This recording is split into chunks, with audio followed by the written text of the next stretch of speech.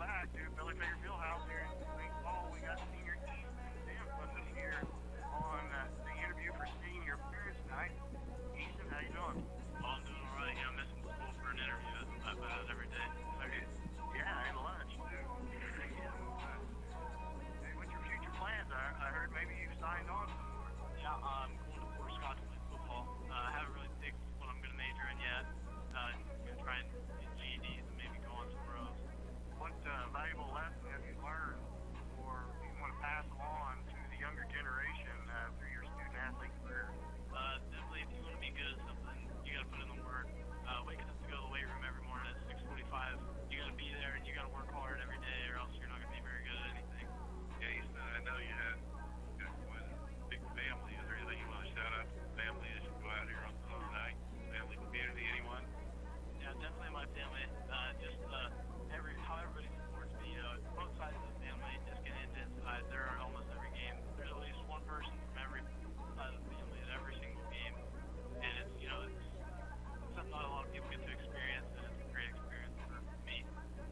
You got any final favorite memories that you want to share with your classmates?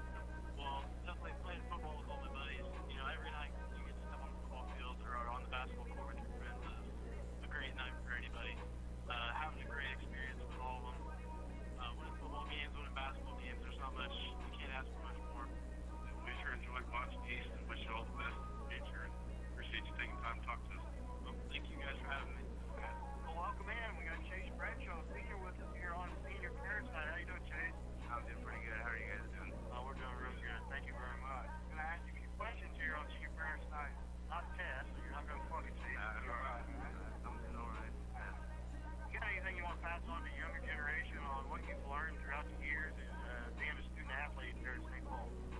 What I've learned is to every practice work as hard as you can, because from your freshman year, your first practice, it lasts by like that.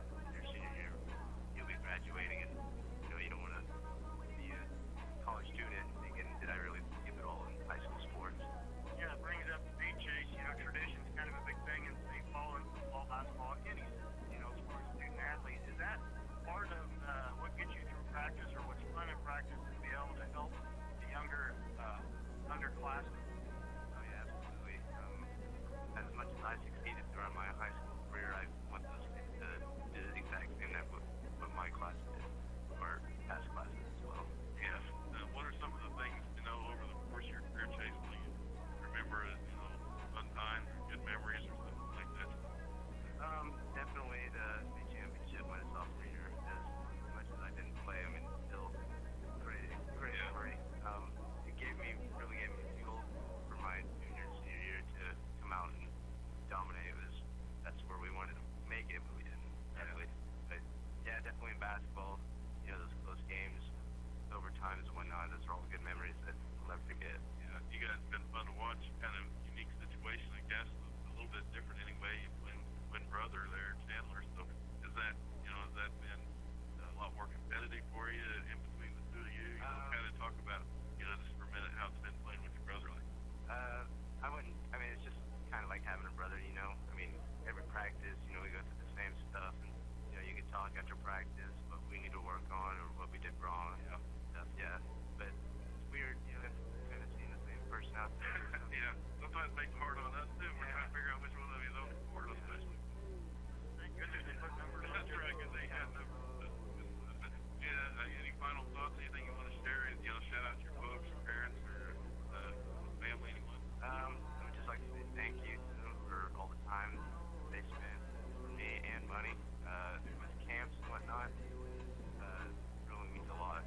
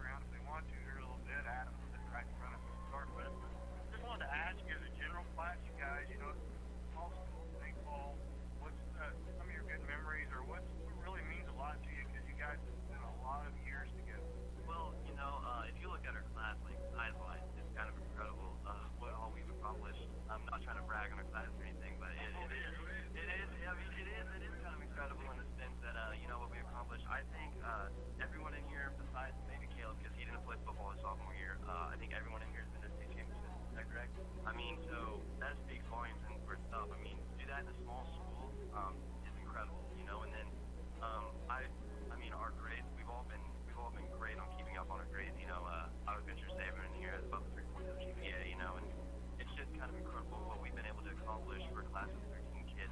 It's kind of second to none, in my opinion. I want to give you both an opportunity, or anybody in here an opportunity to.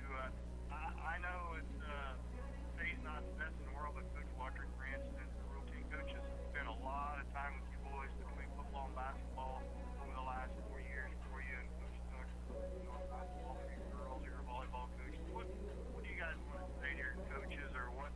I'm sure you're real appreciative for what they've done for you. You know, Coach Tuck, he's one of the greatest coaches I've ever had.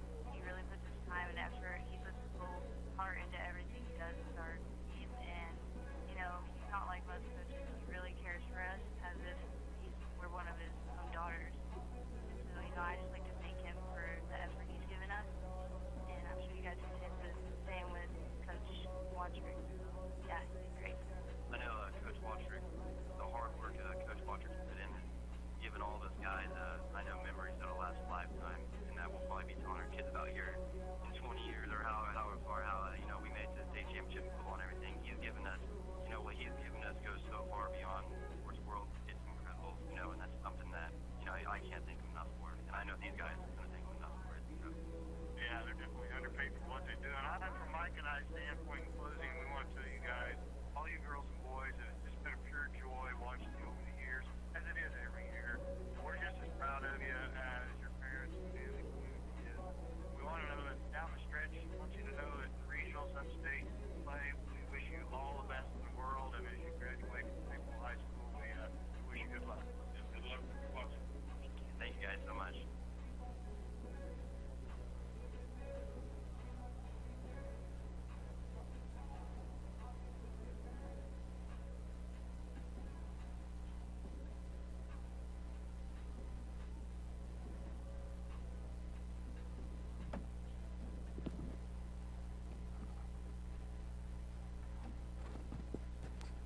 All right, that was the end of that one.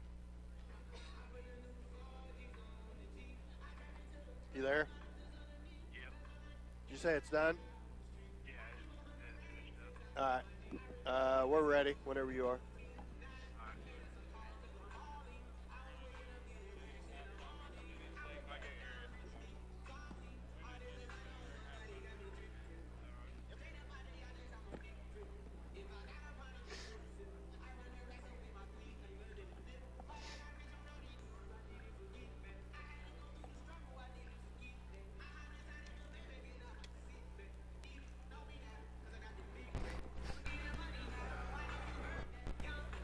Well, welcome everybody to Billy Fager Fieldhouse. Dan Vitt alongside Mike McCracken. Glad to bring you tonight's game, the last regular season game of the year between the Indians and Yates Center, coming to town in all-important league play here tonight.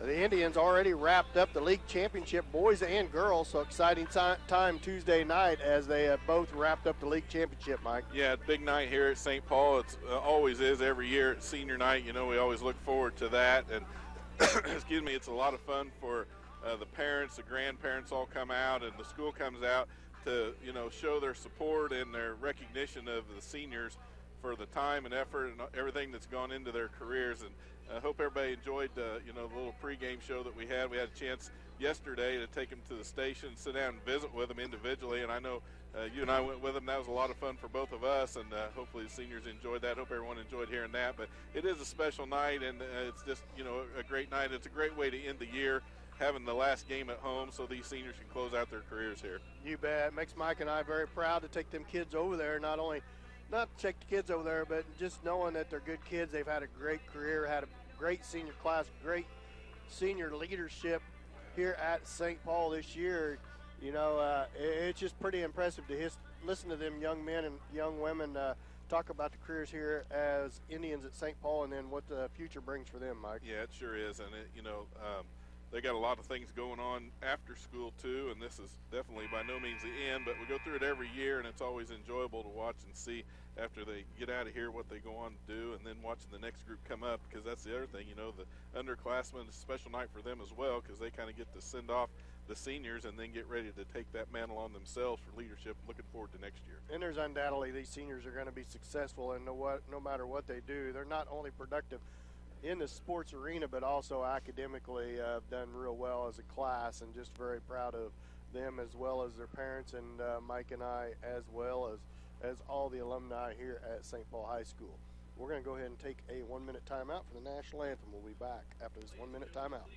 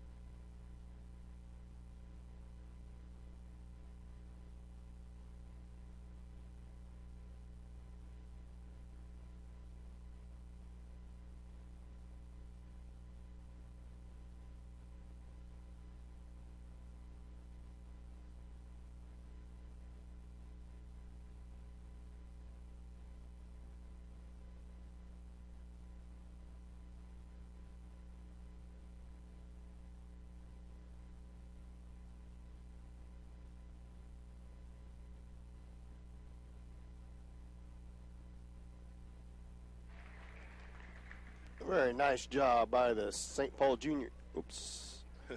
Turn that back up. I'll know we're not on.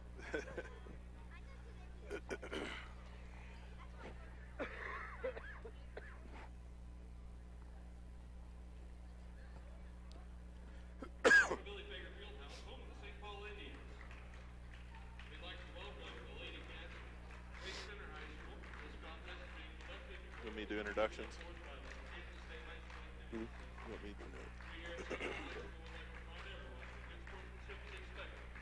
Oh, welcome back to Billy Fager Fieldhouse. Nice rendition of the national anthem by the junior-senior choir here at St. Paul High School. As we are getting set for starting lineups for each team. 48 center, number 3, Morgan Collins, a sophomore. For the Lady Indians, number 11, senior, Taylor Wattrick. Also senior parents night here at Billy Fager Fieldhouse in St. Paul. Going to have a good crowd here on hand, I'm sure. They're starting to file in now, and both sides really. Got a good crowd coming down from Yates Center as well. 48 center, Liberty Cavender, a junior. And number 14, Emily Hutcherson. It's an odds. I think we got some extras over here in the band tonight on Senior Parent Got Night. a little help. That's going to be fun, too, to watch. Molly Proper, a freshman for Yates Center. Elise Doherty, sophomore, number 15 for the Indians of St. Paul for Yates Center. Number 23, Ayla Van Patten, a junior. Solander, Addison Solander. I think he had the wrong name. That's number 23, Mike. Oh, he announced 24. I know what he announced, but you got to watch the athletic director. number 30, Emerald Struthers, a sophomore for St. Paul, gets the nod for the Yates Center Wildcats. Number 32, Madeline Collins, a senior.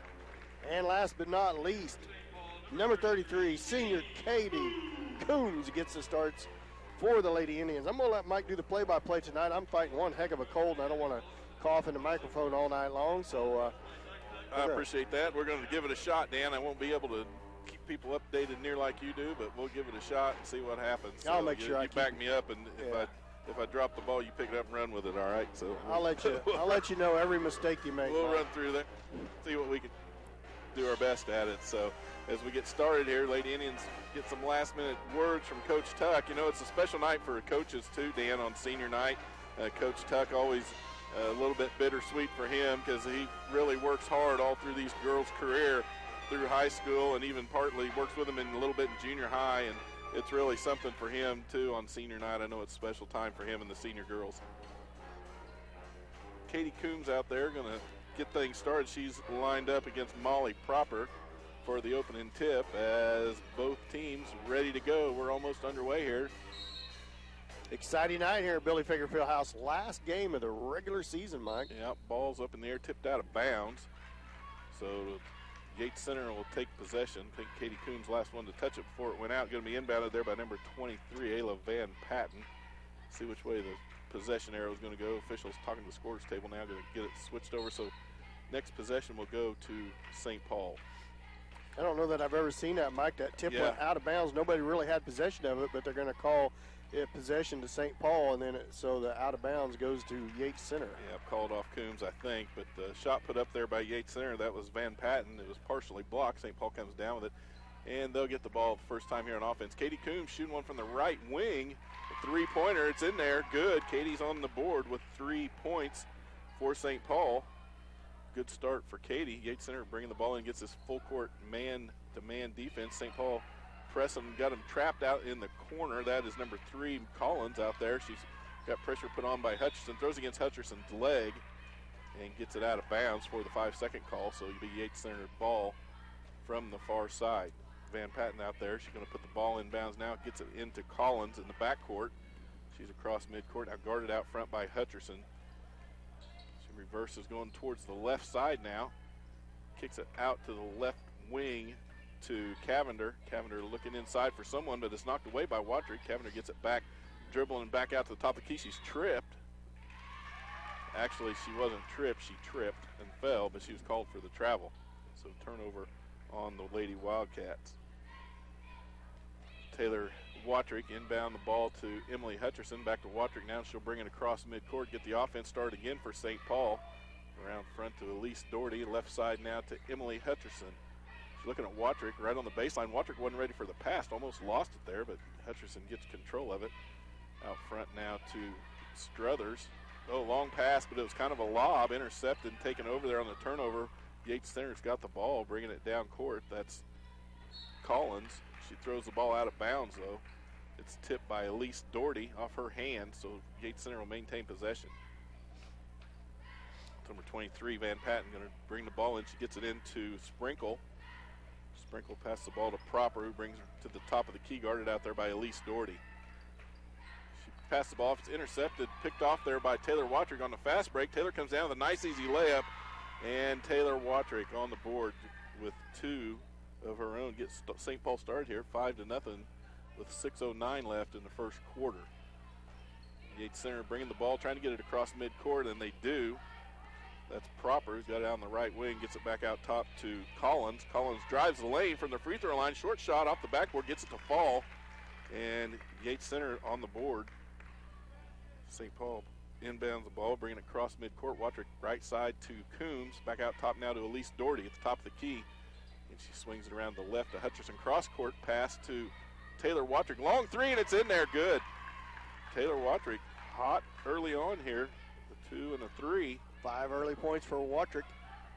Yates Center trying to get through that full court pressure. St. Paul man defense doing what it does. And they didn't make it across. They had the 10-second rule to get the ball across and weren't able to make it because of that good defense. So they'll turn the ball over. And St. Paul get it right back here on offense. St. Paul leads 8-2, 5:24 left to go in the first. Hutcherson inbounds it to Watrick. And now out front, right side to Struthers. Struthers looking things over, cross back out front to Hutcherson. Swings at the left side now to Doherty at the wing. Doherty's looking for something inside, nothing there. Dribbles out top of the key, swings around right side now to Emily Hutcherson. Cross court pass to Watrick. She was wide open, didn't take the 3. Pass inside to Coombs. Coombs makes a drive in the lane, misses the shot, but Struthers gets it, puts it back up, and it's good, and she's fouled. So Emerald Struthers with a good rebound and put back there, gets the points. Nice drive, though, by Katie Coombs getting it in there. For St. Paul, that's the first foul on number 23, Ayla Van Patten, and that'll send Struthers to the line for the and one. And it's in there good. St. Paul leads now 11-2, 4:59 left to go in the first quarter. Yates Center can't get the ball in bounds. St. Paul's defense just smothering Yates Center in the backcourt. They couldn't get the ball in bounds on the 5-second rule, so they'll turn it over again. St. Paul now with the basket under the ball under their own basket. Watrick inbounds it to Coombs, and that quick, Katie Coombs sinks a 10-footer. Timeout Yates Center.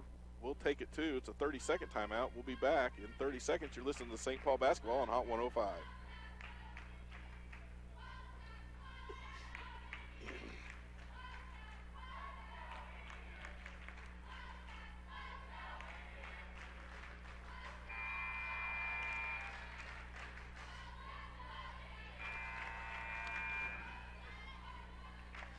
Okay.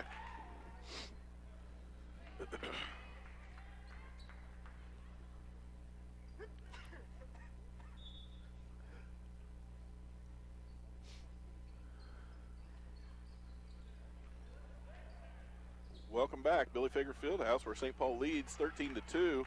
Yates Center gets the ball in this time after the timeout. They turn it over on the 5 seconds and get the ball inbounds this time down the court. Tried to pass it inside there. There's a foul underneath. I think it's going to be on Emily Hutcherson. That's her first. So Yates Center will have the ball now underneath their own basket. Yates Center going left to right as you look at your radio. St. Paul right to left. St. Paul in white with maroon trim. Yates Center in blue uniforms with white. Yates Center trying to get the ball in, almost missed the 5-second count again, but they did and got it inside, and it was turned over. Sophia Albertini in the game now for St. Paul. Gets the steal, passes off left side to Claire Bradshaw, who's also in the game, as well as Josie Harris, who's got the ball. Passes the left side to Elise Doherty, drives the baseline, able to put it in for two. Good drive by Elise Doherty. Indians shooting well. Yeah, they're doing a good job of shooting. Shooting well tonight here, Mike. 15-2 now, St. Paul lead, and again, got that pressure on Yates Center, having trouble. They're not going to make it if they don't hurry. Elise Doherty intercepts the pass at midcourt, brings it down, passes it wide open. Katie Coombs underneath, she's in there for two. So St. Paul taking this game over on offense. And Yates Center tries to inbound it, gets it stolen away again. That's two more quick turnovers. The shot's up by Harris underneath, no good. I believe it's Claire Bradshaw. Bradshaw.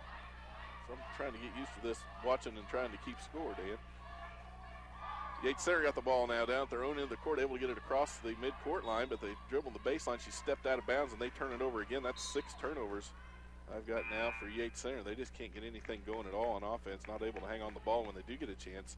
They just can't make anything happen on the offensive end of the floor. So I just have the Indians down for 2 misses with 3:40 left to go in the first quarter, Mike, and they lead 17-2 with 3:36 left.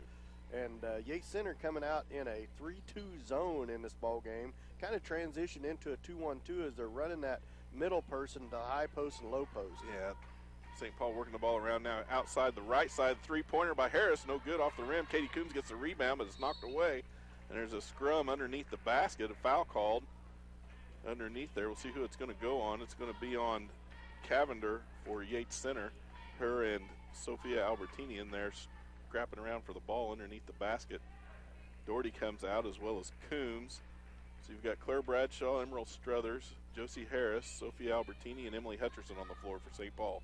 Shot there in the middle of the lane by Struthers, and she gets it to go. So that's 5 points on the night for Emerald Struthers. Yates Center tries to bring it in bounds, knocked that way there by Emily Hutcherson. Quick hands getting there. They really can't get the ball in bounds. Must have went off. Nope, it was off of Emily. I'm sure it was. Kids back to the Wildcats. They'll try again to get it in. The count's on. Struggling to get it in. Knocked away. Stolen this time by Harris. She knocks it underneath the basket to Struthers. Puts up the shots off. St. Paul fighting for the rebound, and Bradshaw comes up with it. Out to the right side to Albertini. Left side now to Emily Hutcherson, just inside the three-point line, rolls off the rim, no good, and Yates Center gets the rebound. That's Hutcherson's first shot of the night, Mike. Yeah, I think it is.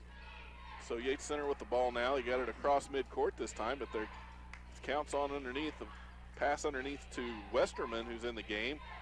She kicks it out front to number 32. That's Collins. She takes the shot for a three-pointer, misses. St. Paul gets the rebound, brings it down the floor. Out front to Bradshaw. She drives the lane, but she's bumped there by number 25, Alora Doolittle. I may have missed one somewhere along the way, Mike. That was Miller. I only have Yates Center down for 3 shots on the night. And yeah, they just can't get the ball moving. So St. Paul get the ball inbounds now. Right side to Harris. Drives the lane from the elbow. Takes the 10-footer from the elbow, and it's good. 2 points for Josie Harris. St. Paul now leads 21-2 with 2 minutes left in the first quarter, and Yates Center turns the ball over again. Got it across midcourt this time, but traveled with it. Picked her feet up with it. St. Paul's basketball. Sophia Albertini bringing it down. Now left side to Hutcherson. Down to the corner to Josie Harris. Looked at the 3, passed it up, passed it across court to Struthers. Out now to Bradshaw. She'll take the 3 and sink it from the right side. Claire Bradshaw. Indians are just rolling. They from are the outside. hot from everywhere on the court tonight. 24-2 is the lead, 1:50 to go. Yates Center still trying to get the ball across court, but they can't roll it out of bounds on the far side. The pass across court was tipped by the Lady Wildcats and went out of bounds, so they'll turn it over again. And St. Paul in complete control of this game early on so far.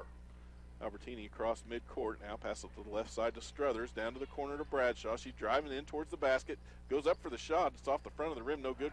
Yates Center with the rebound, pushing it down the floor, trying to break that press, and they do get across to the top of the key. That is Collins.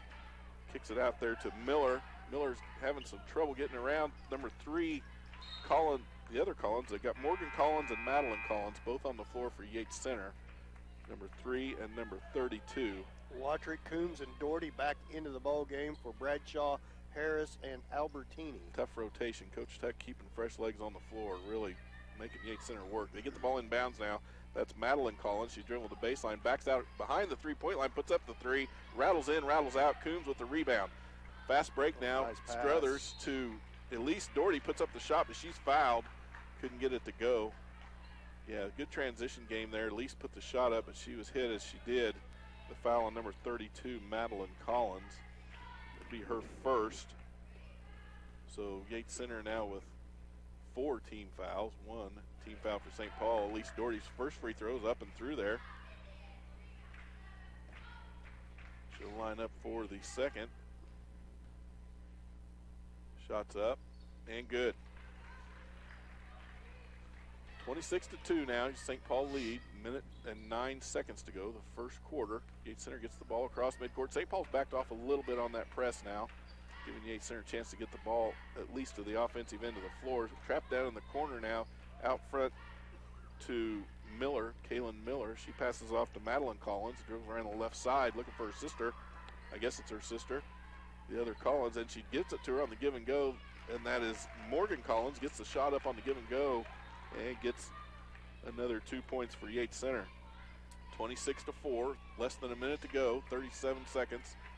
And St. Paul's got the basketball. Elise Doherty out front, left side to Struthers. 3-pointers up, rattles up off the front of the rim. Good rebound underneath by Elise Doherty. Tries to go with the putback, but she's fouled. She'll shoot another 2 free throws.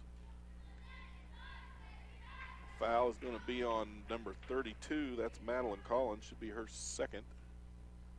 And it is. All right.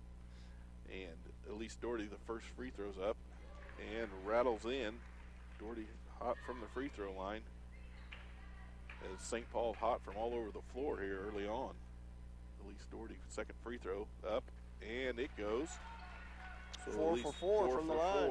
Yeah, 4 in a row there by Doherty. Got a player substitution for Yates Center. That's number 12, Molly Proper, back into the game. She'll come in for Madeline Collins. Give Collins a little bit of break. Yates Center's got the ball inbound. St. Paul's backed off to a half-court defense now. Still that man, but they've backed it off to half court. Left side, there's a steal from number 22. Sprinkle had it, and she was stolen. Watrick got it away from her. Made a nice drop off there to Emily Hutcherson, able to put it in. First 2 of the night for Emily. 30-4 is your score. That's going to bring us to the end of the first quarter. Just a blistering pace by the Lady Indians, Mike. Nothing but heat there. So into the first quarter, 30-4 is your score. We'll take a 1-minute timeout. Be back for the second. You're listening to St. Paul basketball on Hot 105.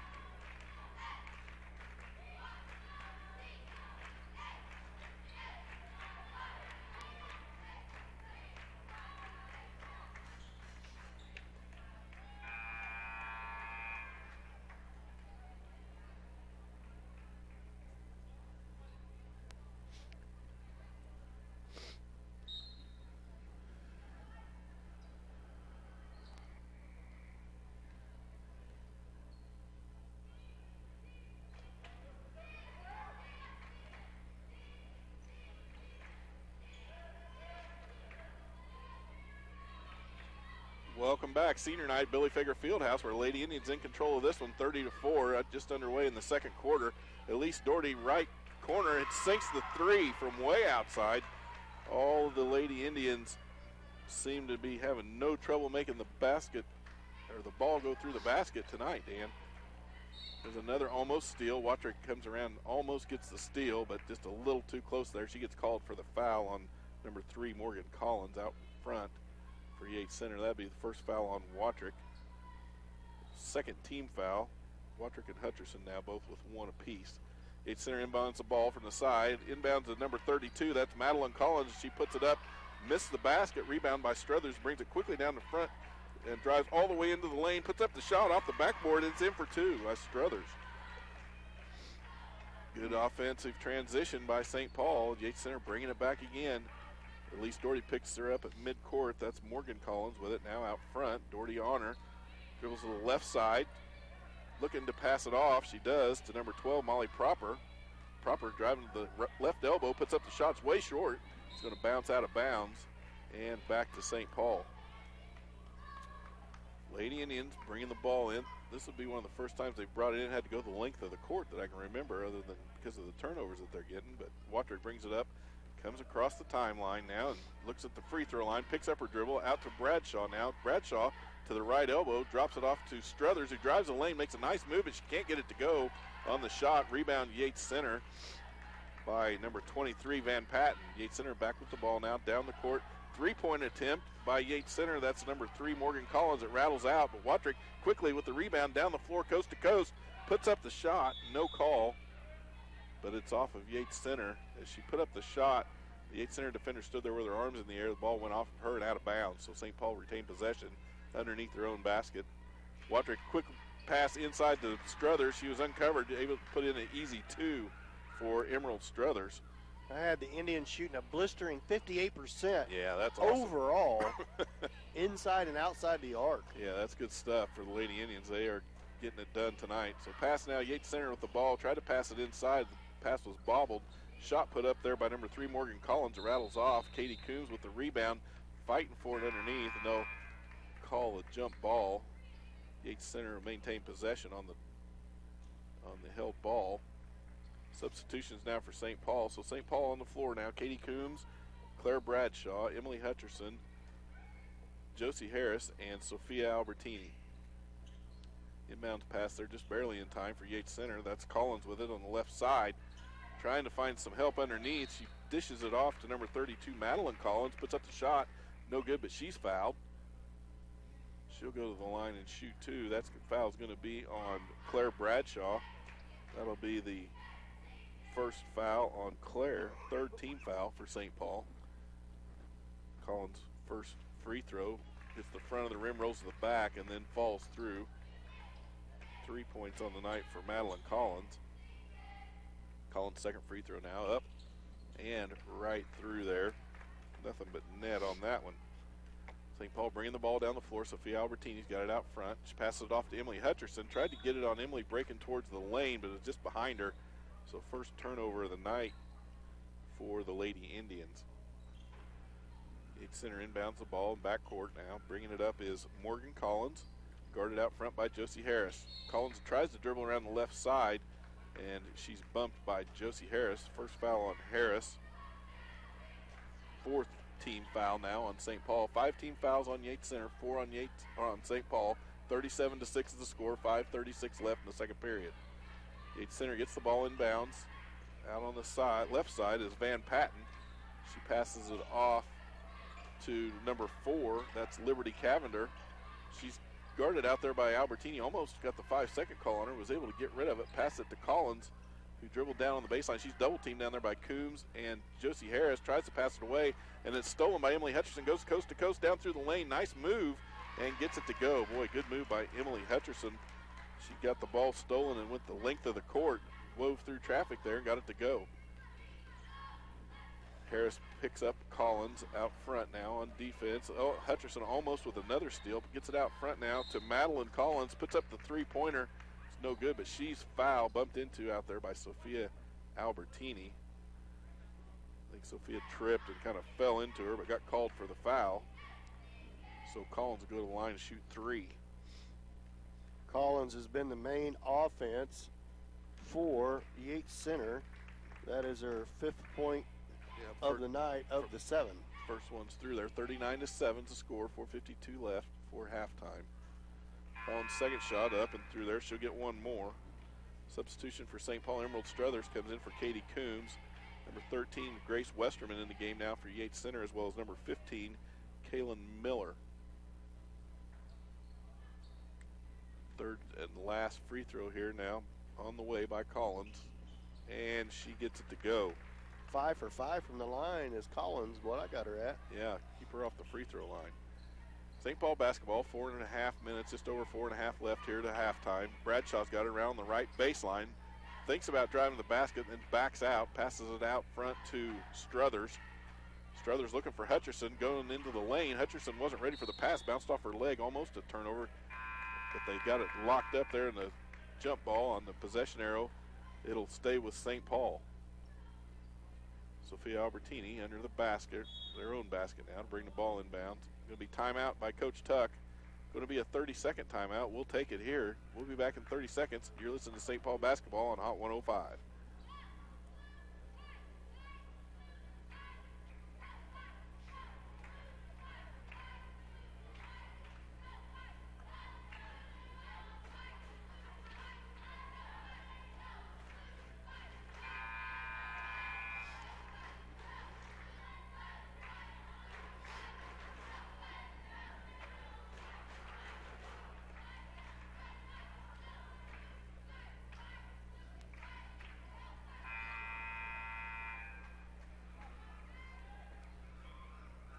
Welcome back, Billy Fager Fieldhouse, senior night at St. Paul. Lady Indians lead the Lady Wildcats of Yates Center by the score of 39-9, 4:32 left here in the second period. St. Paul bringing the ball in after the timeout under their own basket. Sophia Albertini with it out front. Left side now to Josie Harris, who dribbles up back to the top of the key, picks up her dribble, back left side to Struthers. Struthers looking underneath, nothing there. Out top to Watrick, right side now to Bradshaw. Feeds it into the right elbow to Struthers, who puts up the shot, bounces out, no good. Rebound Yates Center. So good possession there by St. Paul, just couldn't get it to go. Yates Center with the ball now. Got it down court. That's number 15, Miller with it. Left side passes it off to number 13. Grace Westerman gets her first points of the game. St. Paul with it. Struthers driving the right elbow. Pulls up short with the 8-footer in and out off the front of the rim. No good. St. Paul cooling off a little bit on their hot shooting they had early on, but got a good lead here. Yates Center now with it. 3-point attempt from the left side by Collins. Rattles in and out, no good. Rebound Yates Center by Westerman. She puts up the putback and it's blocked. Watrick comes out. That passes it low to Josie Harris, and she is mugged underneath the basket. She'll go to the line and shoot 2. Harris went to put that shot up, and the Yates Center defender had her arm out. This kind of Harris ran into it with her neck. It looked like she got clothesline. It wasn't intentional. It just looked, I think, worse than it was. But that foul's going to be on Morgan Collins, her first. Team foul number 6 for Yates Center. First shot by Harris, rattles in and out, no good. She'll get another shot. As Elise Doherty into the game now for Claire Bradshaw. 39-11, 3:30 to go before halftime. Harris' second free throw up, rattles off the front of the rim, hits the rim, hits the backboard, and falls through there. So gets it to go. Substitution now for St. Paul. Hutcherson on the floor for Albertini. Katie Coombs in for Struthers. So Harris, Hutcherson, Doherty, Coombs, and Watrick. Timeout. With the 1-minute timeout called by Yates Center. 40-11 to score. We'll be back after this 1-minute timeout. This is St. Paul basketball on Hot 105. Cody, just make it a 30, please.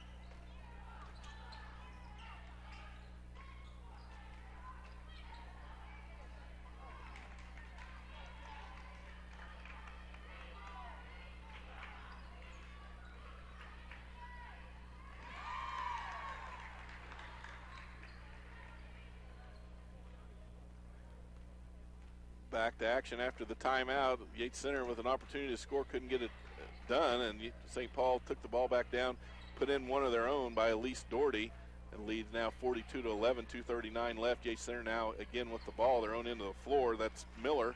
Miller trying to drive the elbow, pulls back, gets it out to Madeline Collins out front, who's standing there with it, guarded by Emily Hutcherson. Collins driving the left side, kicks it out to number 13, Westerman. Back into Miller, puts up the shot from the middle lane, no good. Rebound by Katie Coombs, fighting with Westerman underneath, and it gets knocked out of bounds. Yates Center maintained possession. This is by far the best offensive output by the Lady Indians we've seen all season long. They're playing well, playing really well. If they can keep this momentum going, it's going to really be nice when they hit the regionals next week. 42 points with 2:18 left to go in the second. Yates Center inbounds the ball. It's stolen away there by Hutcherson. She's all by herself. Her and Watrick feeds it off to Taylor. Taylor gets, rolls off the front of the rim. Couldn't get it to go. Nobody down there but Watrick and Hutcherson. Couldn't get it done. Yates Center with the rebound after fighting for it. They'll come out of there lucky. Oh, got an injury timeout. Had one of the Yates Center Wildcats that didn't make it back down the floor. Officials timeout. That's number 15, Miller. She'll come out of the game. Looks like she got shook up a little. And Molly Proper comes in for Miller. A really unselfish play by the two seniors. That was. Hutcherson had a wide open drive on the breakaway, but Watrick was a little bit ahead of her, so she bounced past it ahead to Watrick. Yeah. So nice it just shows you how unselfish the seniors are. Yeah. Yates Center now with the ball. That's Westerman at the right elbow, guarded out there by Coombs. Tries to pass it off to Cavender, who fell as she received the ball. Couldn't get up. Gets it out to Morgan Collins, but she gets called for the moving screen. Who was that on? We'll see. Illegal screen set by number 13. Westerman. Her first foul. That'll be team foul number 7 for Yates Center. That'll put St. Paul in the bonus. Not on the player control on the screen. Okay. 1:42 left to go in the second quarter. 42-11 your score. Lady Indians in control of this one, and with the ball, Watrick's got it left side, back out front now to Albertini. Right side to Coombs, and Watrick takes it down on the right baseline, dribbles underneath the basket, reverse layup, nicely done by Taylor Watrick. Gets it to go. 7th point of the night by Watrick. I just have Watrick with one miss on the night. Yeah, she's got it on tonight for sure. Yates Center with the ball now. That's Collins. Morgan Collins with it. Back out front on the left side to Westerman. Westerman throws it, tries to make the pass, but it's knocked away off of Yates Center. It'll be another turnover as St. Paul will take the ball with 1:05 left to go before halftime, leading 44-11. Hutcherson inbounds the ball to Watrick, walking it across midcourt, setting up the offense for St. Paul. Pass to the right elbow to Coombs. The give and go. Nice play to Elise Doherty. Cutting in from the right side, gets it in there. Nicely done by the Lady Indians.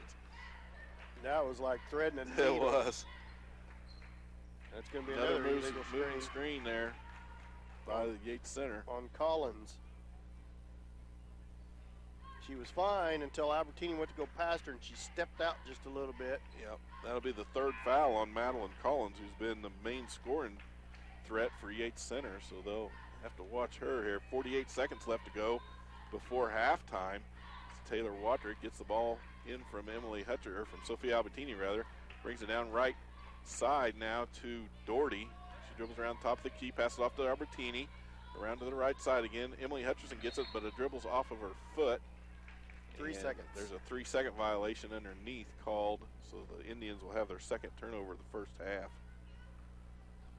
Yates Center bring the ball in. 30 seconds to go now before halftime. Albertini picks her up at half court. Yates Center gets the ball down. That is Westerman. It's stolen away by Watrick. She's all by herself this time for the layup. This time it goes.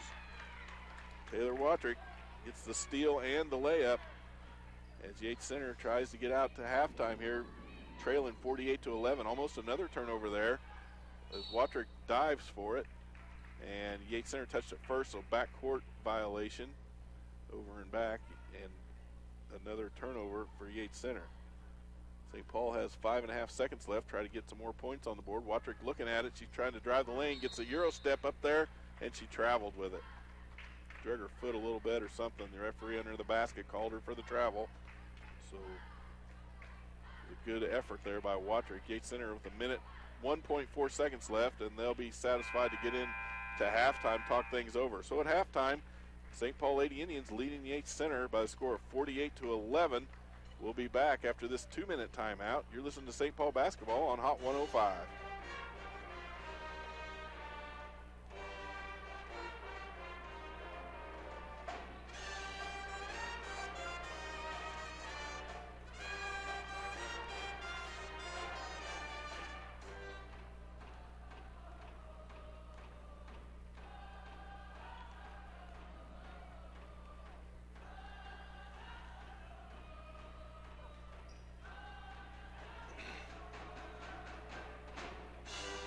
I'm going to have to go down there, Dan. I got to go down there.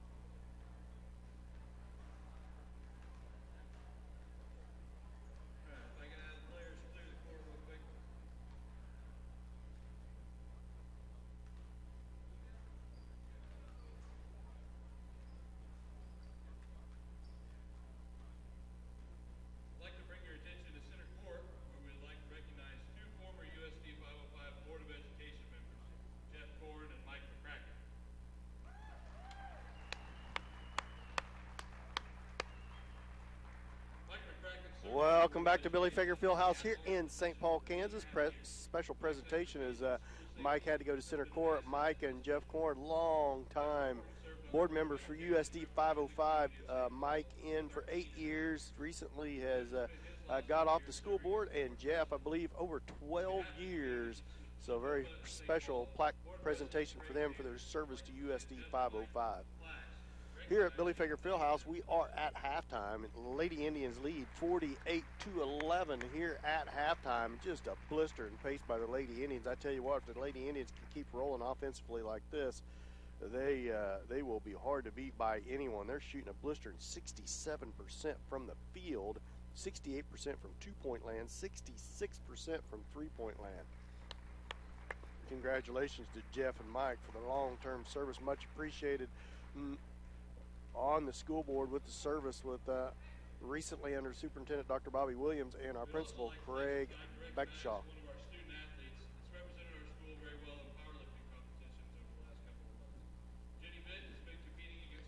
We're going to go ahead and take another short timeout. When we come back from that timeout, we will have all the individual stats. We will be back after this 2-minute timeout. You're in St. Paul basketball on Hot 105.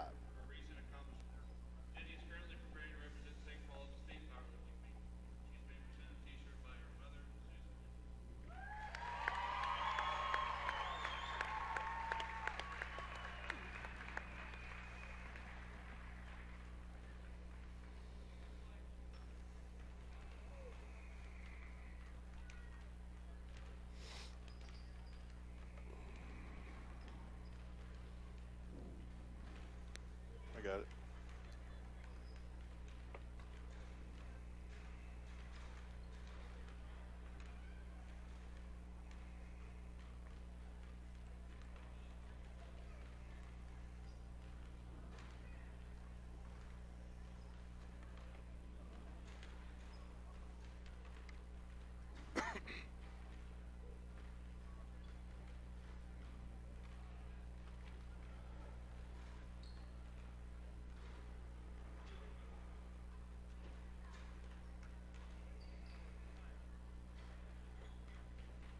Have you done any of these yet, Dan?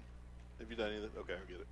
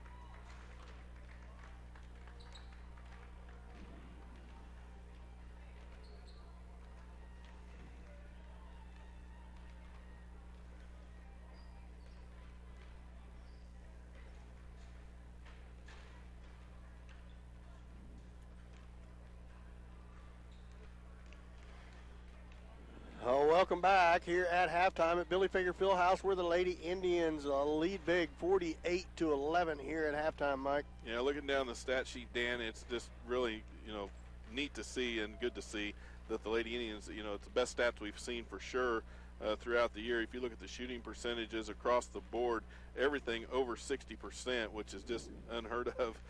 Well, I don't know that it's unheard of, but it's really nice to see that, and Coach Tuck has got to be happy with that. The ladies shot 67% overall from the field, so nothing at all wrong with that. 68% from two-point range, 66% from three-point range, and 85% from the free throw line. So turns out they are making everything work in all facets of the game offensively. As you run down individual stats, Elise Doherty having a big night. She's leading the Lady Indians with 13, at least 4 for 4 shooting.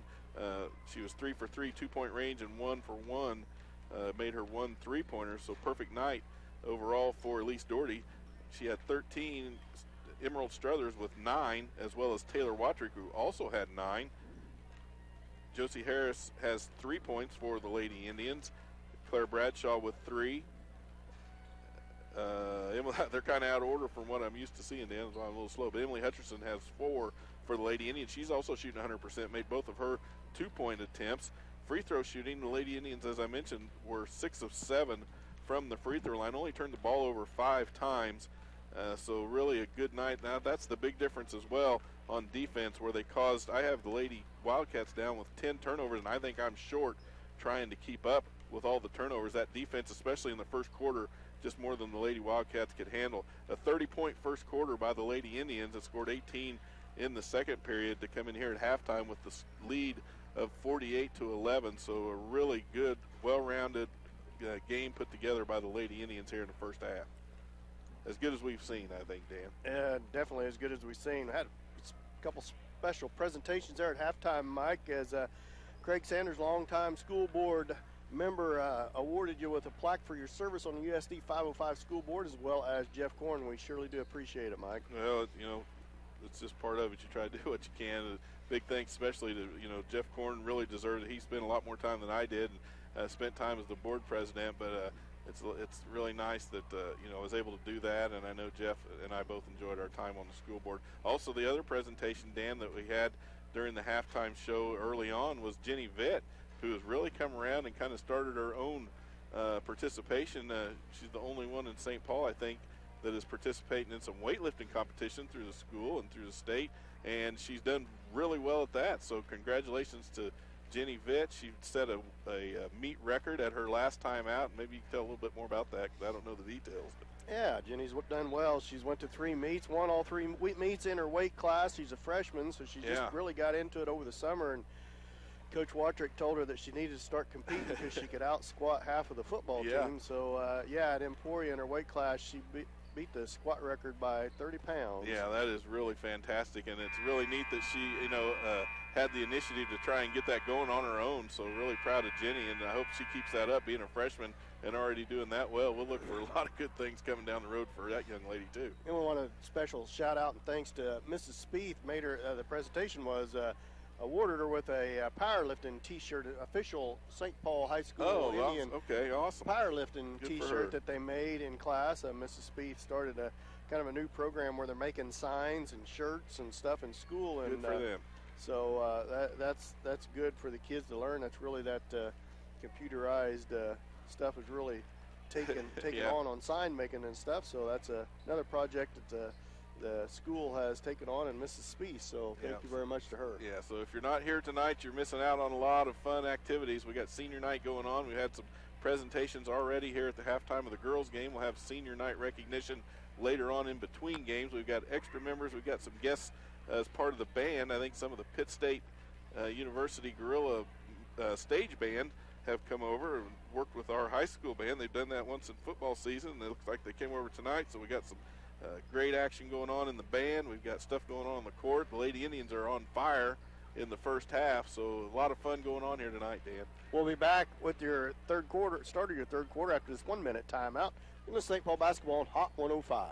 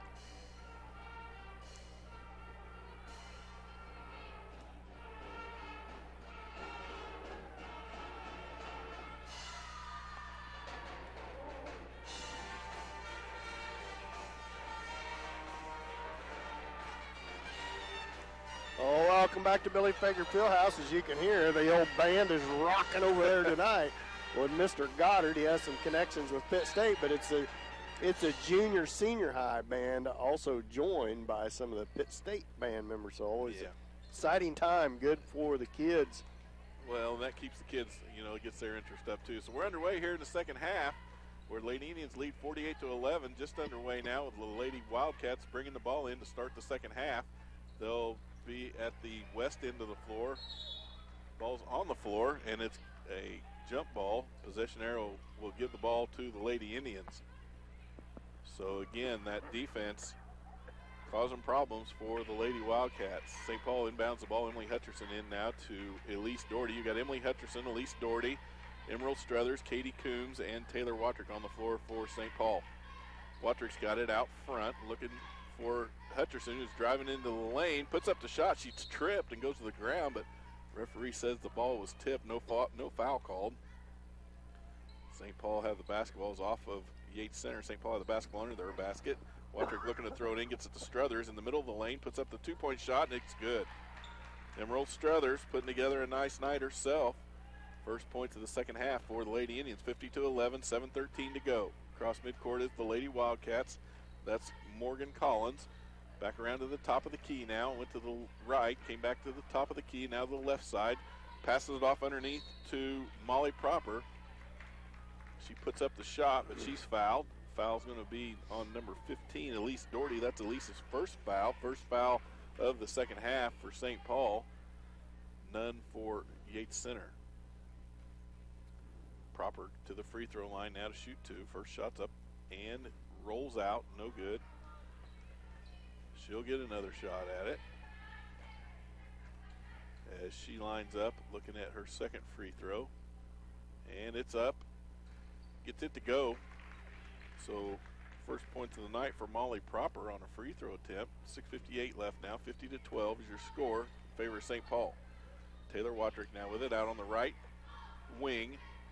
Dribbles to the top of the key. Behind her back dribble, drives the lane, passes it outside to Emily Hutcherson, who drives the baseline, kicks it to Katie Coombs for a three-pointer. It's up, and it's just a little bit stiff, a little hard, goes off the back of the rim. Wattrick tries to save it inbounds, gets it to Struthers, but it rolls across midcourt. Struthers first one to touch it, so it's a backcourt violation, and the Lady Indians turn it over. First time here in the second half. Yates Center brings the ball in now. That's Morgan Collins with it. Across midcourt, guarded by Hutcherson. Hutcherson drives around to the left side, almost a moving screen again by Madeline Collins. This time it's not called. Madeline Collins with it now over to the left elbow, guarded by Struthers in the middle of the lane. Puts up a shot, gets it to roll in, and she's fouled. So Madeline Struthers will go to the line. Foul on Emerald Struthers, her first. Team foul number 2 on St. Paul. As Madeline Collins will go to the line for the and one and makes it fall. 50-15 is your score. 6:16 left, third period. St. Paul with the basketball. Katie Coombs, right wing now, kicks it off to Emerald Struthers at the free throw line. Out to Hutcherson on the right side, down by the baseline, outside the three-point line. Dribbles it back to the to the right wing rather, and then down the side of the lane, puts up the two-point shot, but it's long. Knocked out of bounds there on the rebound attempt by Yates Center, so St. Paul retained possession. Wattrick underneath her own basket now to inbounds the ball. Wattrick looking, gets it out to Hutcherson on the left wing. Quick pass down to Wattrick, who got out on the left side, outside the three-point line, drove the baseline, put up the shot. No good, but she was fouled. She'll go to the line to shoot two. As Claire Bradshaw comes to the scorer's table. That foul's going to be on Liberty Cavender for Yates Center. That's her first, team foul number 1. And Wattrick will shoot two. Wattrick's first shot up on the way and bounces off the back of the rim, no good. Bradshaw checks in for Emerald Struthers. Lining up now for her second free throw attempt. Wattrick looks it up, it's up there. It gets it to roll off, takes all the rim, but she gets it to go. Taylor Wattrick makes 1 of 2 on her free throw attempts on that try. St. Paul now lead 51-15 with 5.5 minutes to go. Yates Center with the ball off to the left wing is Ayla Van Patten. She loses it. It's stolen away there by the Indians. as Claire Bradshaw brings the ball down, gets to the right wing to Katie Coombs. Thought about the three, lined up for it, and took a step, which she did. That's a turnover on St. Paul's. Katie called for the travel. So Yates Center will take it over. Bringing the ball up the floor is Morgan Collins. She brings it across midcourt, met out there by Hutcherson. Collins looks to the left side, gets the pass off to Madeline Collins, who goes around Claire Bradshaw, hits her in the mouth, drives the lane, makes the basket. Bradshaw took one right in the mouth from Collins. She's going to come off, I think, and get her breath back. So Emerald Struthers checked back into the game for St. Paul. I think she took an elbow maybe to the cheek. It wasn't anything on purpose, but Collins go around her and caught her with the elbow. Watrick brings the ball across midcourt now for St. Paul. Right wing, Hutcherson, dangerous pass through the middle, but she gets it in there, threads the needle to Katie Coombs, who drives the left side of the lane, able to put it in for two. Boy, that was a dangerous pass by Hutcherson. Went right in between two of the Yates Center defenders to Katie Coombs. Yates Center with it now on the left wing. That is Morgan Collins. Tries to feed it underneath. Does. Gets it to Cavender. Cavender can't do anything with it. She's triple teamed there. Back out to Morgan Collins. Got it out. Back to Cavender. Cavender. Go ahead, Dan. Smothering defense by the Lady yeah. Indians. Yates Center just having trouble getting anything up for a shot. Yeah. So Taylor Watrick gets a little tight there on the coverage around front. Gets called for the foul out in front. So Yates Center bring the ball in outside. That's third foul, team foul, second on Taylor. As Collins brings the ball to the top of the key, guarded out by Hutcherson. Around to the right side now. Screen set there by Westerman. She dribbles around it. Hands the ball off to Miller. Miller's covered by Elise Doherty. Steal there now by Hutcherson. She's on the fast break, guarded by Westerman. Puts up the shot, no good. And Yates Center comes away with it, and there's a fight for the ball. Emily Hutcherson reached in, got called for the reach on the rebound attempt. 5 Lady Indians to the scorer's table. Yeah. All freshmen. Josie Harris, Sophia Albertini, Ava Chambers, Kenna Doherty, and Chloe Simi into the game for the Lady Indians. Second foul on Emily Hutcherson. Fourth team foul for St. Paul. As Yates Center brings the ball across midcourt, Josie Harris guarding Collins, and she knocks the ball out of bounds. Yates Center maintain possession. A lot quieter. 4 minutes, first 4 minutes Sure of the is, third yeah. quarter by the Lady Indians, just scoring 5 points so far in this Yeah. quarter. After hanging 30 in the first quarter. Yates Center to inbound the ball now. Passes into Westerman. She passes out to Collins. Madeline Collins on the left wing, guarded by Josie Harris. Tries to drive into the lane. And Josie Harris gets called for the foul. I believe that's going to be on the floor, I Mike. think it is on the floor. She didn't shoot. She tried to pass it back out, but bumped into Harris. That's the second foul on Josie Harris, team foul number 6 for St. Paul. Inbounds play now. Yates Center, kind of a weird pass into nobody at the front of the lane. Almost a turnover. Yates Center comes back up with it. Collins has it out front, dribbling around the left side, guarded by Simi. Chloe Simi is in the game. Passes it, kind of a wild pass to Cavender. Cavender can't get a handle on it. She's rolling around on the floor. Timeout called by Yates Center. A full timeout. We'll take a full timeout. We'll be back after this full timeout. St. Paul leads 53-17. You're listening to St. Paul basketball on Hot 105.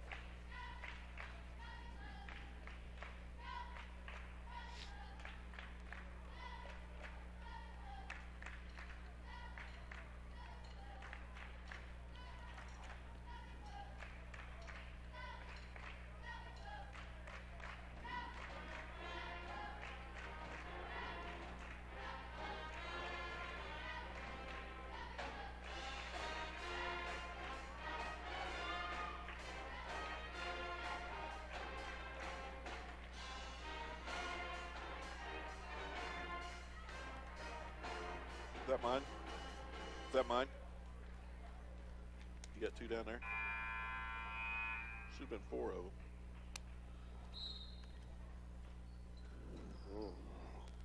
It's the only one I got.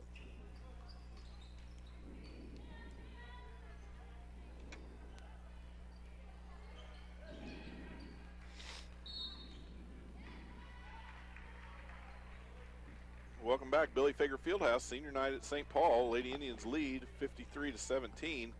Indians bring the ball inbounds, or correction, Yates Center bringing the ball inbounds, but they're called for the moving screen again, this time on Westerman.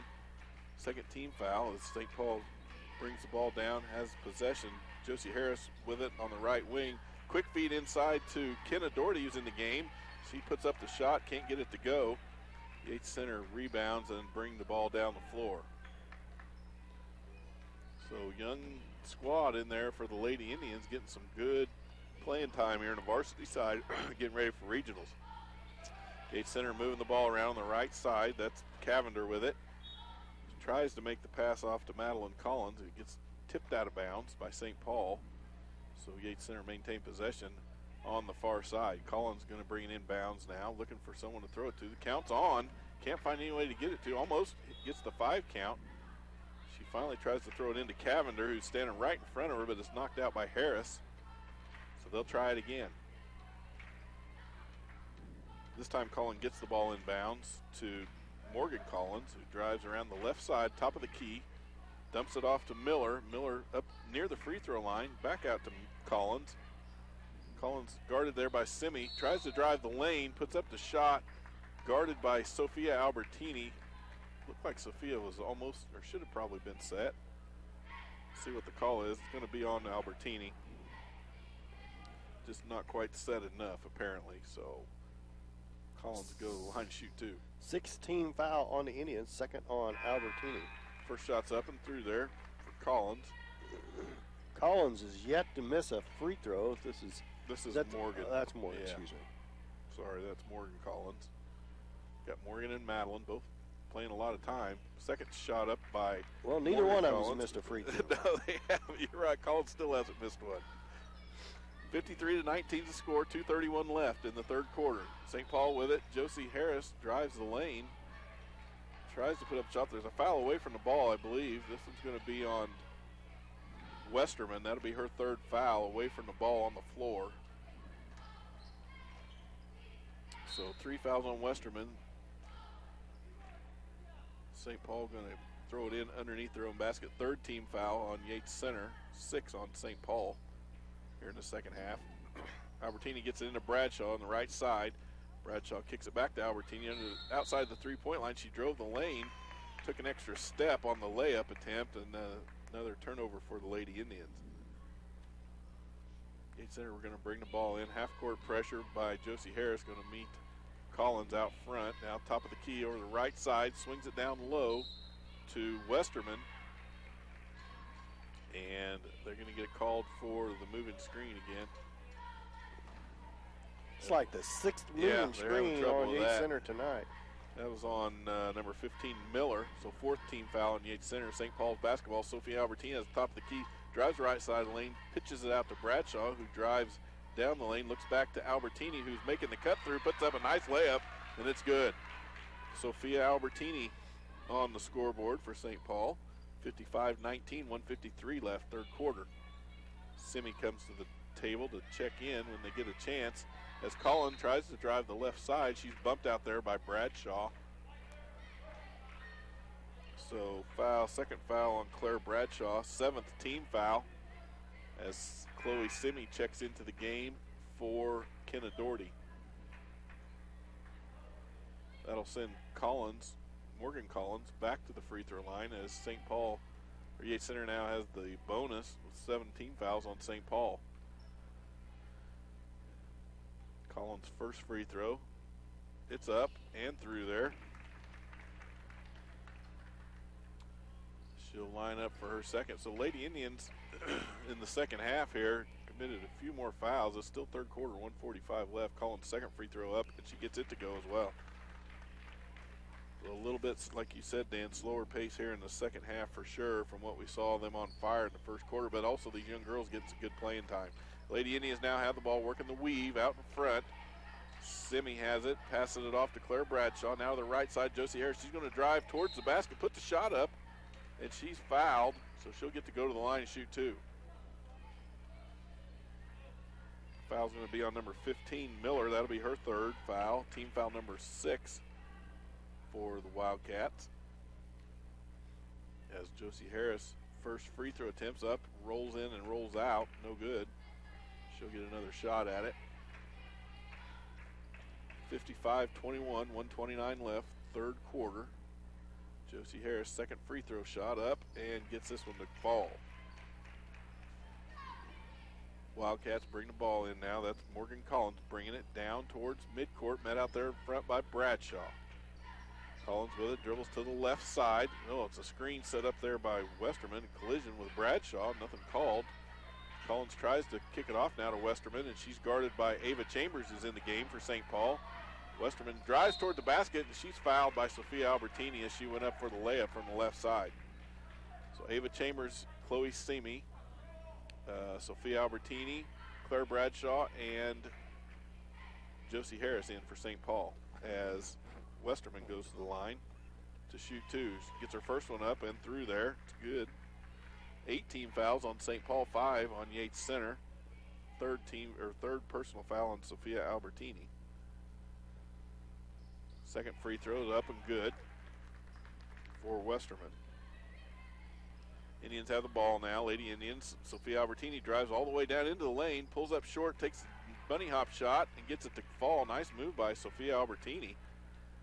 Getting things moving again for the Lady Indians. They've been on a little bit of a dry spell there. Yates Center brings it back down the floor, their own end. Now Collins with it, dribbles around the left side, guarded closely out there by Bradshaw, right in her face. Tries to pass it in the middle of the lane and gets it into Collins, puts up the shot, and it's no good. She gets her own rebound, puts it back, and gets it to fall for Madeline Collins. Down underneath, fighting down there low with Sophia Albertini. Had a little bit of a height advantage on Sophia and got her own rebound. Albertini now with it out on the top of the key, right side wing to Bradshaw.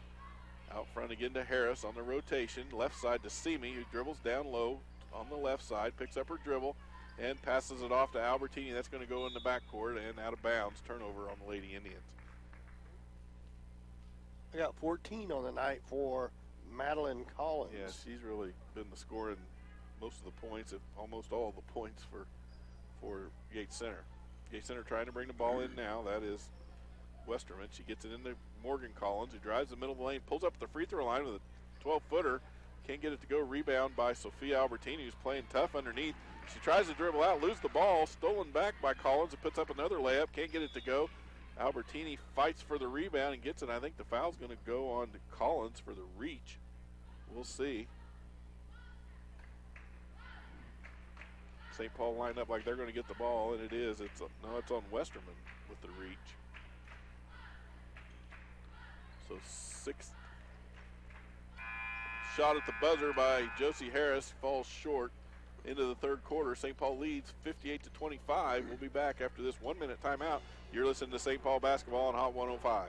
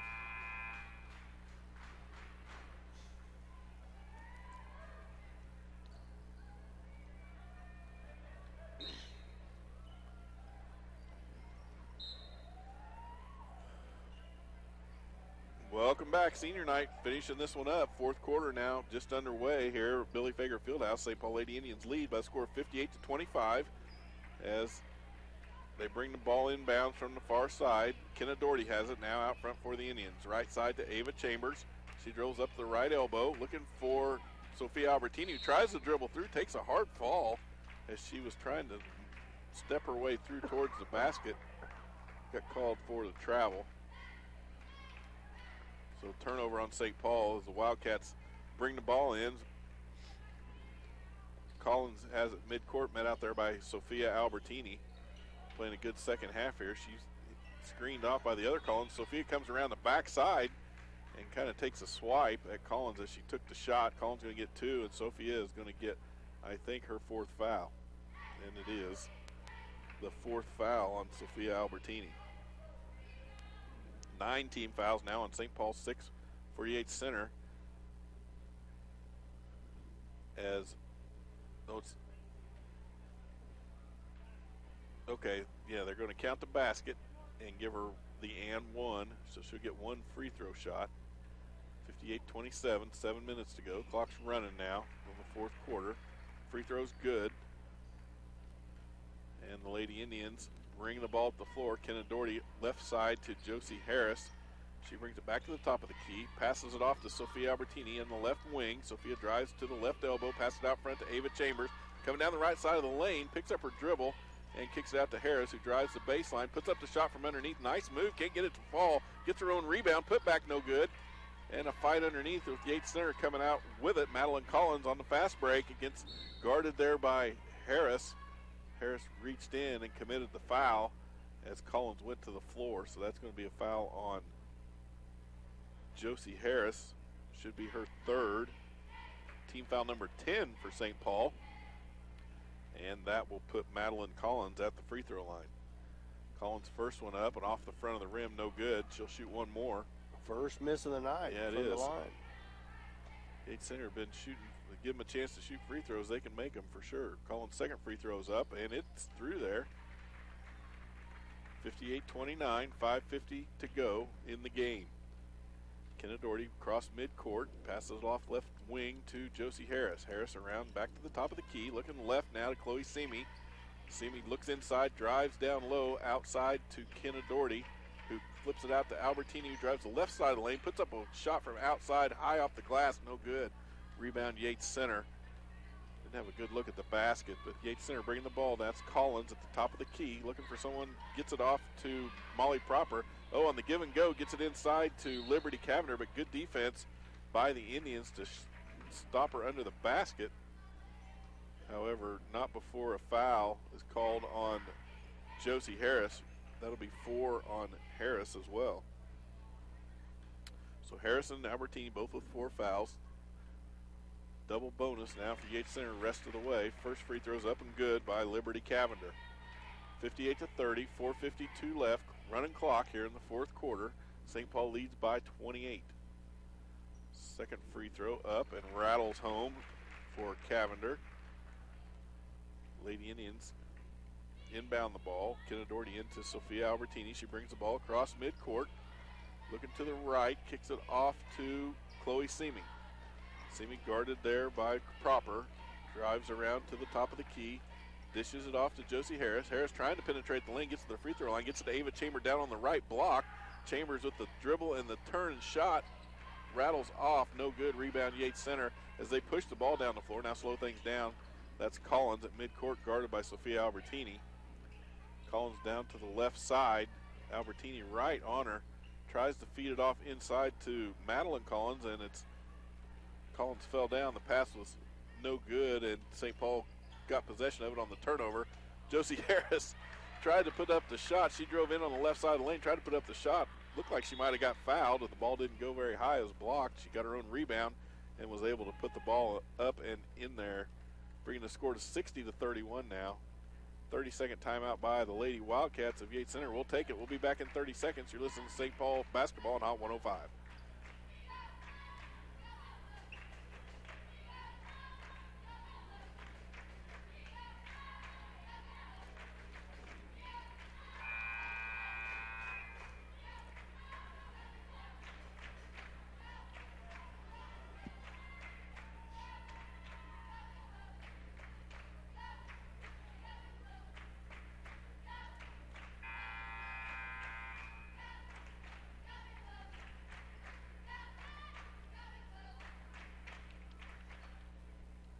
Welcome back to St. Paul, Billy Fager Fieldhouse. Senior night, girl Lady Indians with a 29-point lead, 60-31 over Lady Wildcats of Yates Center. 3:47 left to go in this one on senior night. Lady Indians playing some pretty good defense tonight, especially in the first quarter where they were hot shooting and playing really well on defense. Yates Center bringing the ball in now. Finish this one out with a running clock, 3.5 to go. That's Collins with the shot off the left side, no good. Rebound by Kenna Doherty. She brings the ball down in traffic, feeds it off up front, ahead to Josie Harris on a nice play. Harris with the bucket for St. Paul. 62 to 31 as Yates Center playing a little bit faster pace now. Gets it down the floor. That is Miller. She tries to dribble around the right side, pass it off to Madeline Collins. Able to put the shot up and in over Elise Doherty this time. And brings the score 62 to 33 as the Lady Indians bring the ball down the floor. 3 minutes to go in this one. Harris feeds it off to the left side to Elise Doherty. Tries to make the step through, and she's fouled by Morgan Collins. That's going to be, I believe, the third on Collins. Check that. Fouls on Miller. That'll be her fourth. As Elise Doherty goes to the line, that puts St. Paul in the bonus. Doherty's first free throw's up off the back of the rim. No good. Rebound by Cavender for Yates Center. Wildcats bring the ball down. That is Collins, Madeline Collins with it this time on the right side. Throws up a wild shot high off the backboard. No good, but Yates Center gets the rebound. Puts a second shot up by Westerman. It's no good. And St. Paul comes up with it. Bringing it out there is Kenna Doherty down the floor for the Indians. Left side now. Elise Doherty out there all by herself on the left side. Takes the three, but it's no good. Just long rebound by Kenna Doherty, and she loses the handle on it. Yates Center gets possession on the turnover. 2 minutes to go now in this one. Yates Center with the ball. Out front to Madeline Collins. Right side to Kaylin Miller. Miller looking underneath for the give and go to Westerman. And she goes for the shot to put it up, and she's fouled. She'll go to the line for two. Foul is going to be on Elise Doherty. That's Elise's second foul. Yates Center in the double bonus. This is a shooting foul. She'll get two anyway. First shot's up off the back of the rim. No good by Westerman as Sophia Albertini checks back into the game for Elise Doherty. Westerman set to put her second free throw up. Coach Tuck talking with Chloe Simi in the backcourt, getting things ready for defense. Shots up, and it goes through for Westerman. 62 to 34 is your score. Just over a minute left. Running clock on this one, so Lady Indians going to come out here with the win, but trying to finish strong here. The younger girls getting a chance to play. Ava Chambers fighting in there for the pass from Simi. Gets knocked out of bounds off of the Lady Wildcats, so St. Paul still have possession of the ball. Under a minute to go now, 56 seconds. Albertini inbounds the ball to Harris in the middle lane, puts up the shot off the backboard. Good. Josie Harris puts two more on the board under her name. Yates Center finishing out the ball. That's Collins with the shot. Two-pointer, no good, off the back of the rim. Yates Center with the rebound. Westerman with the putback gets it to go. 30 seconds to go now. St. Paul, Kenna Doherty bringing the ball across midcourt. Left side to Albertine. Thought about the three from outside, didn't take it. Pass it off to Ava Chambers. Now out to Doherty. Right side to Albertini.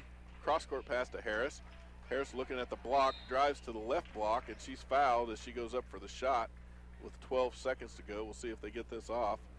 That foul is going to be on Collins, be her fourth. Not that it matters at this point. 5 seconds to go now. Clock's going to run out. St. Paul Lady Indians going to get out of here with the win, 64 to 36. Harris' first free throw goes up. I don't know that they're going to count it. We'll see. Buzzer went off before the shot. They're going to call it. So 64 to 36 going to be your final score. Lady Indians of St. Paul on senior night with a nice victory over the Lady Wildcats. We'll be back after this 2-minute timeout. You're listening to St. Paul Indian basketball on Hot 105.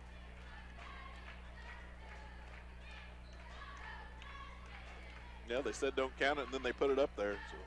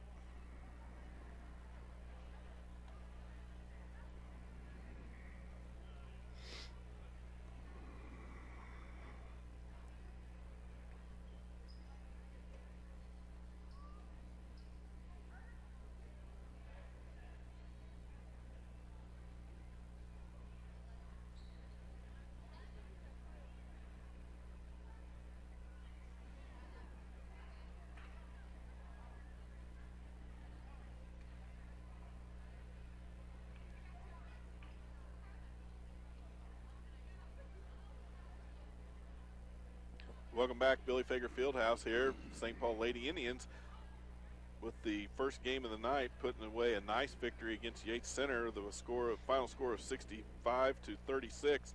Good night by the Lady Indians, especially that first quarter where they came out here just on fire, scored 30 points in the first quarter alone, and their shooting was hot. They were over 60% at half, and that didn't fall off much in the second half. The younger girls getting a chance to play.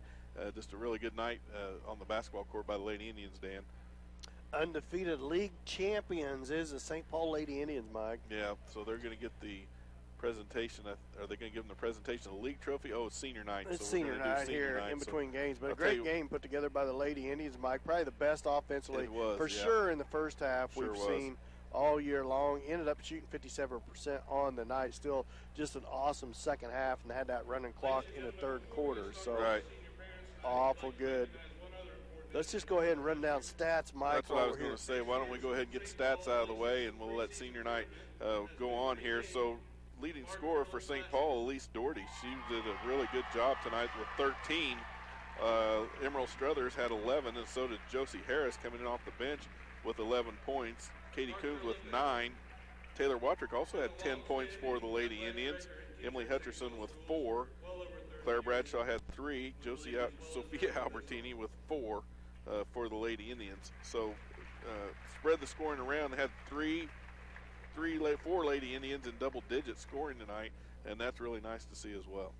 Mike, they just announced, I believe, that the new preseason tournament that's hosted at St. Paul every year is now going to be called the Mark Turlip. How about that? Invitational, very well deserved. That's over awesome. 30-plus years of coaching and athletic director and teacher here at St. Paul. A lot of success for Mr. Turlip over the years, and Mrs. Turlip. They've been a partnership here that's worked well for St. Paul, and a member of our community for a long time, and very, very proud of them. They both just recently retired, so a well-deserved accolade for him, getting the tournament named after him. That's right, and it's really nice, and that's going to be something that a lot of the past students are going to be proud of and excited to hear too. Mike, why don't we go ahead and take another 2-minute timeout? We'll come back from that 2-minute timeout. We'll go ahead and go over senior parent night. Then after that, we'll take a little extended break while the boys get warmed up here. We'll be back after this 2-minute timeout. You're listening to St. Paul Indian basketball on Hot 105.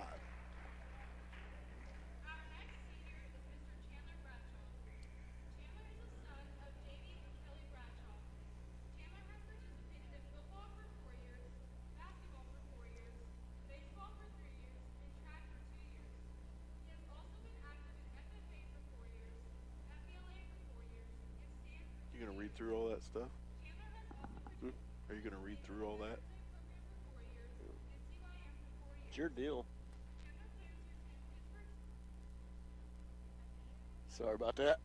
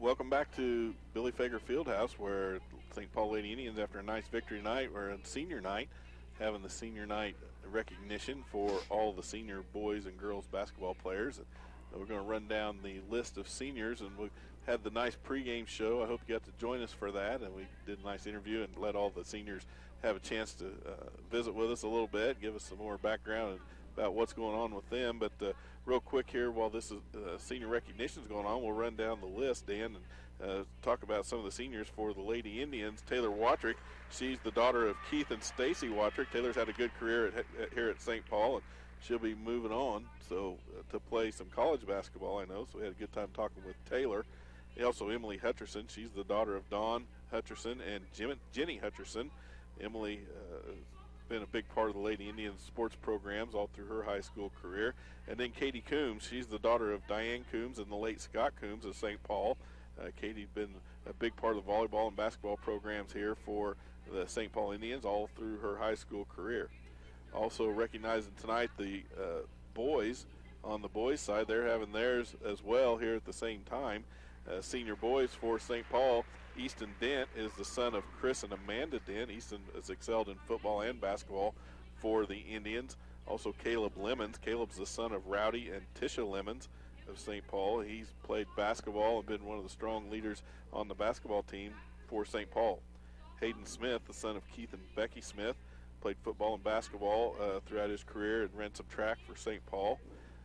We also have, in addition to that, Chase and Chandler Bradshaw, the twins. Chandler and Chase are the sons of Jamie and Kelly Bradshaw, and had a lot of fun with those guys on the interviews, talking with them, and we've had a lot of fun watching them grow up together. It's been difficult for me, I know, sometimes telling them apart, but it's always been fun to watch them grow and progress through their St. Paul athletic career. Finally, Adam Albertini, he's the son of Ross and Gina Albertini.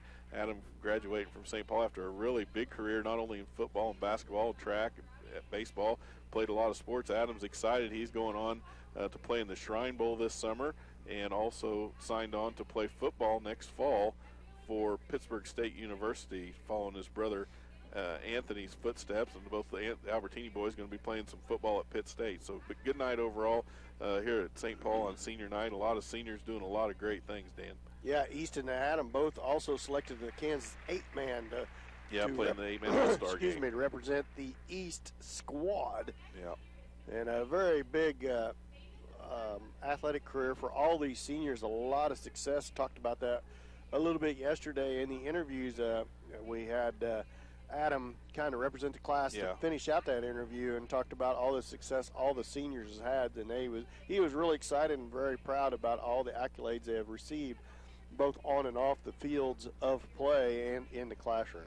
Yeah, it's been a fun time watching all these kids. We've, obviously you and I have seen them since they were little and got to watch them grow up through junior high and play pee-wee ball and everything else. It's just really, really nice when you see them getting recognized here on senior night to finish up things. We're going to take an extended break here because we still got 15 minutes for warm-ups here. We'll be back in about, I'm going to say 10, 12 minutes here to bring you the pregame of the boys' action. They're finishing up senior night, so a little extended night here on the last night of Billy Fager Fieldhouse. Exciting night as the girls and boys, both league champions of the league here, but the boys trying to finish out being undefeated in the league against Yates Center. They'll be without Chandler Bradshaw, the senior. Chandler sprained his ankle pretty bad the last game Tuesday night at Oswego, so he's got a boot cast on, and I don't think he's going to play next week either. Yeah. So hopefully Chandler can get that healed up, and if the Indians can get through regional play, be back for sub-state play. Yeah, so we'll be back after this extended break and bring you the boys' action. We'll be back after this extended break for St. Paul Indian basketball. You're listening to St. Paul Indian basketball on Hot 105.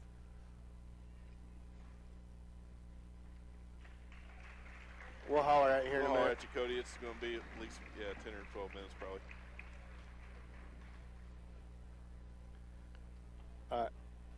Okay. That's fine. I'll text you whenever we're ready. Thanks, man.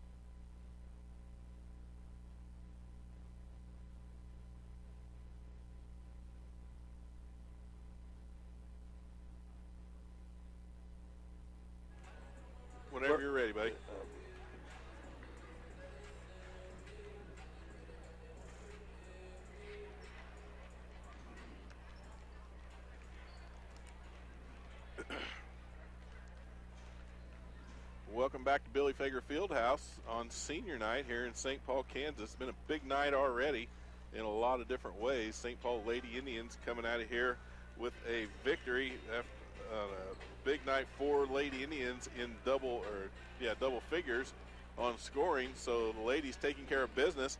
We also had presentations at halftime, and we had presentations and recognition of the seniors in between the games. Now we're getting ready for the nightcap game here, where the boys from St. Paul will look to follow the girls' act and come in here against the Yates Center Wildcats. Yates Center showing up with a pretty deep roster, a lot of kids on the floor for Yates Center, but St. Paul coming off a good win the other night against Oswego in the Tom Tom game, also clinching the league title and looking to go into regional play next week on some upward momentum. So we'll see how that stacks up. But about a minute and a half left to go here in pregame warm-ups, and we'll get you some introductions when they start doing both teams' introductions. Before we do that, we're going to take a 1-minute timeout and let our supporters know that we are happy with them and proud to have them as well. So we'll be back after this 1-minute timeout. Listen to St. Paul basketball on Hot 105.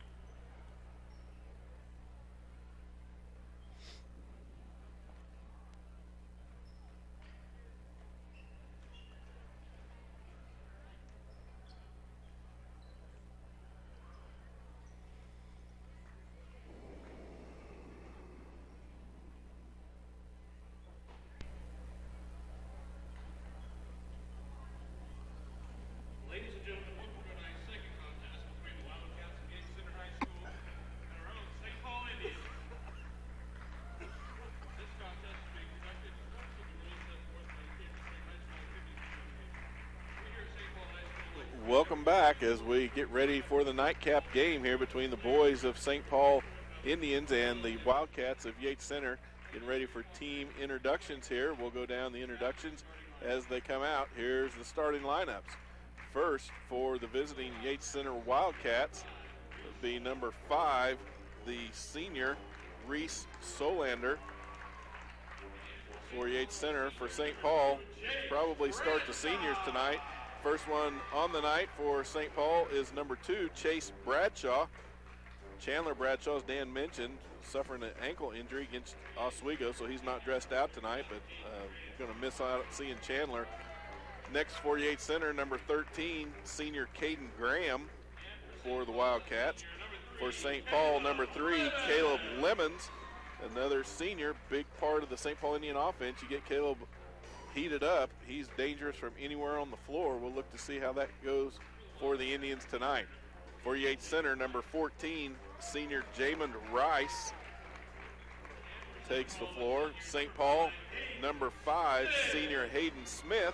Smith has started some games for the Indians, also come off the bench as well, and really done a good job in both roles for St. Paul.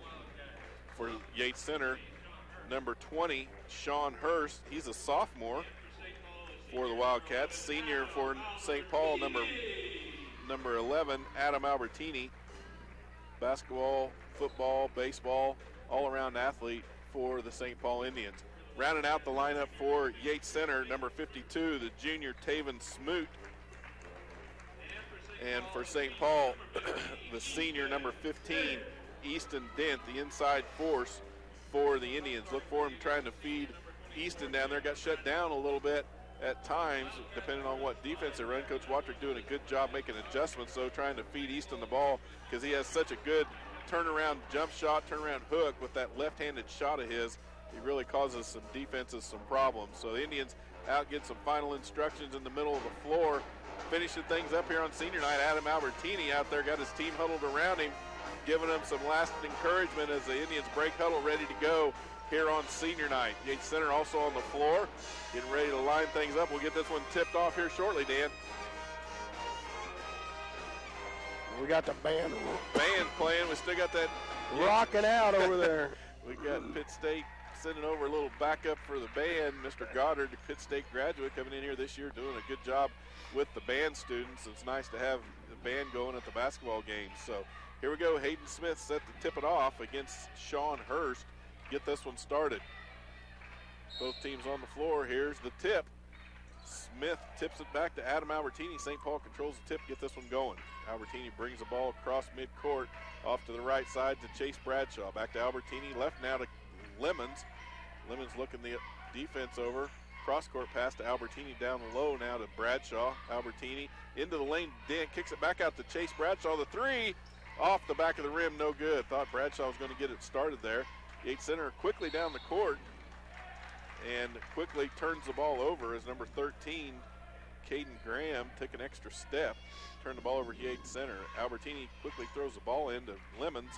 Across midcourt now, right side to Chase Bradshaw. Back out top to Lemons.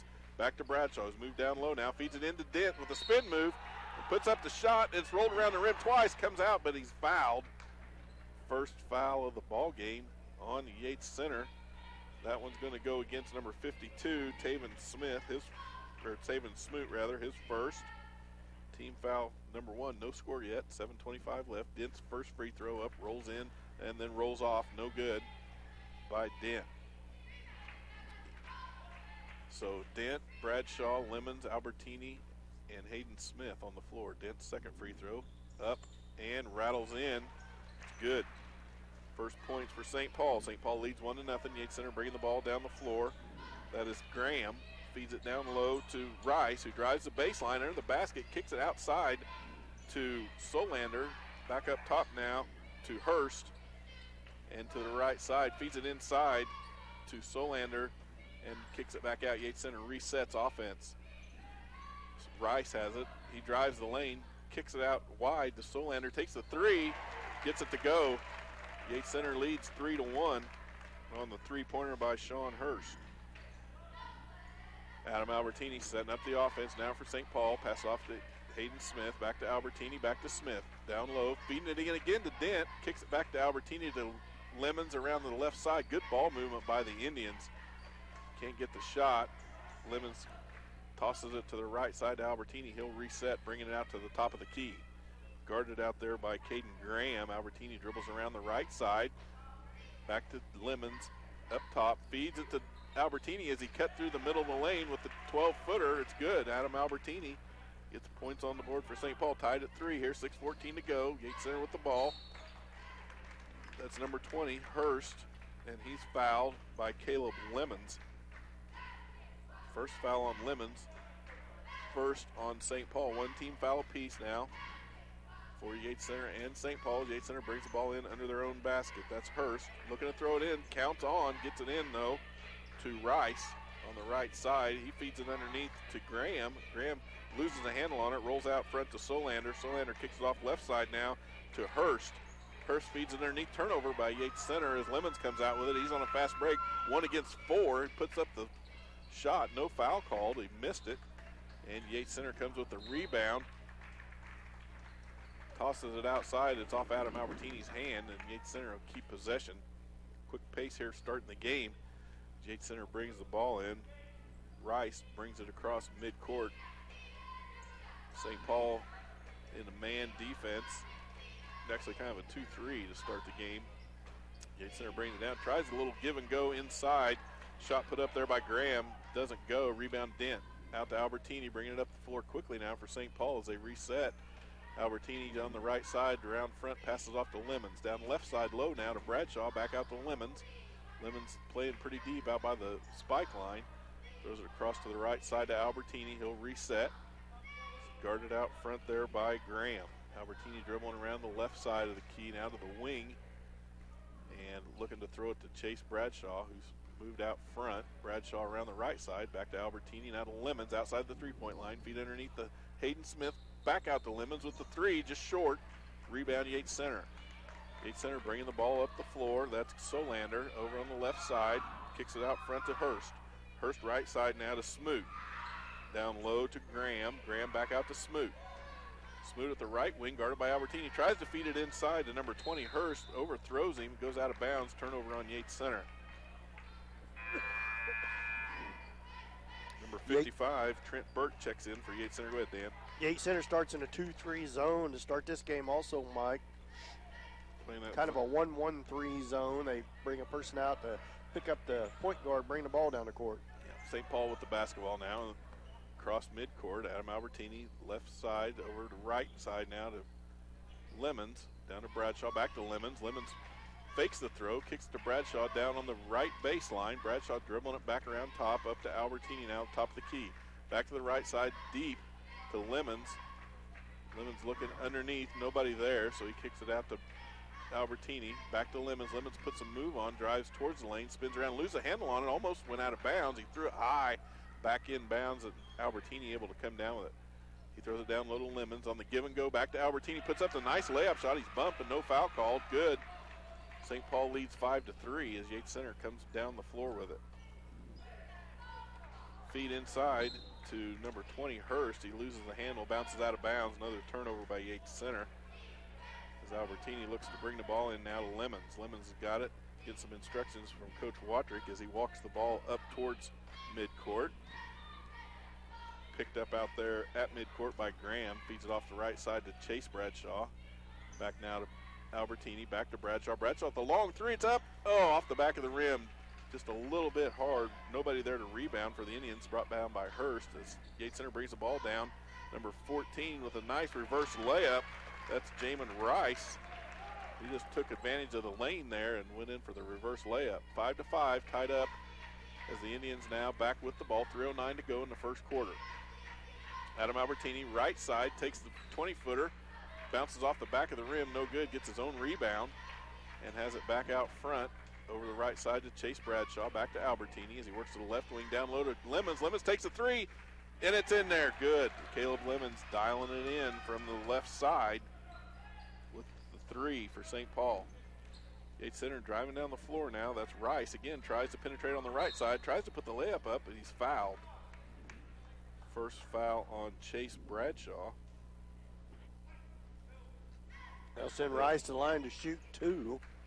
Second team foul on the Indians, first on Bradshaw. Rice steps to the line, taking his time, sets up for the first shot.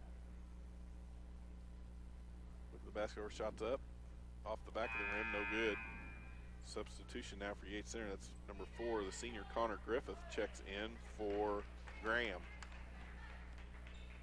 Rice set to give it a shot his second time. 8-5, St. Paul lead. Second free throw here by Rice. It's up, it's also long off the back. Yates Center gets the rebound, that's Hurst. So Yates Center remains possession. Feed inside, back outside now to number 4, takes the 3, that's Griffith. Just into the game with the three-pointer, bounced off, no good. Rebound Lemons. Lemons brings it down to the right side to Bradshaw. Back out to Lemons. Calls Bradshaw out. They switch positions now. Bradshaw back out to the top of the key. Tosses it to Adam Albertini.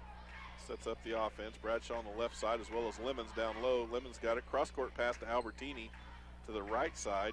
Feeds it into Dent. Dent's guarded there by number 55, Burton, but he spins around, able to put it up and gets it to go. 10-5 now. St. Paul leads, 1:57 left in the first quarter. Yates Center with the basketball. Feed inside to Hurst. Hurst puts a spin move on, tries to feed it to Burton. Can't get the handle on it, but it's off of St. Paul. Yates Center will maintain possession. Easton Dent just awful savvy down there around the rim. He got good feel for the basket.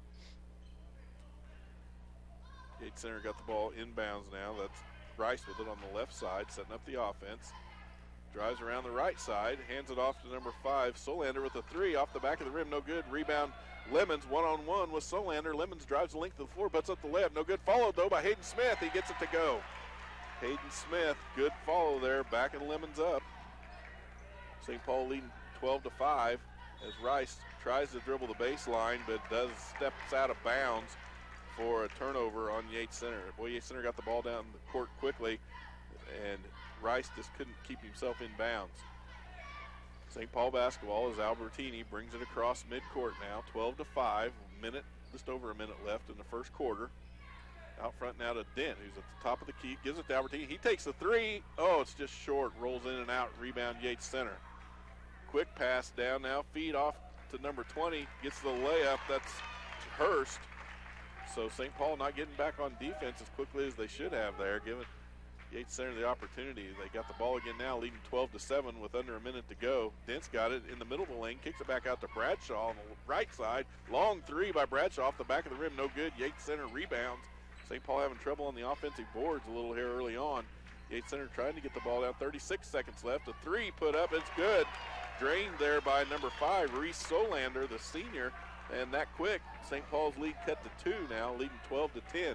25 seconds to go. Adam Albertini across midcourt, taking his time, setting the offense up, trying to get the last shot off. 19 seconds, 18 seconds to go as Bradshaw's got it on the right wing.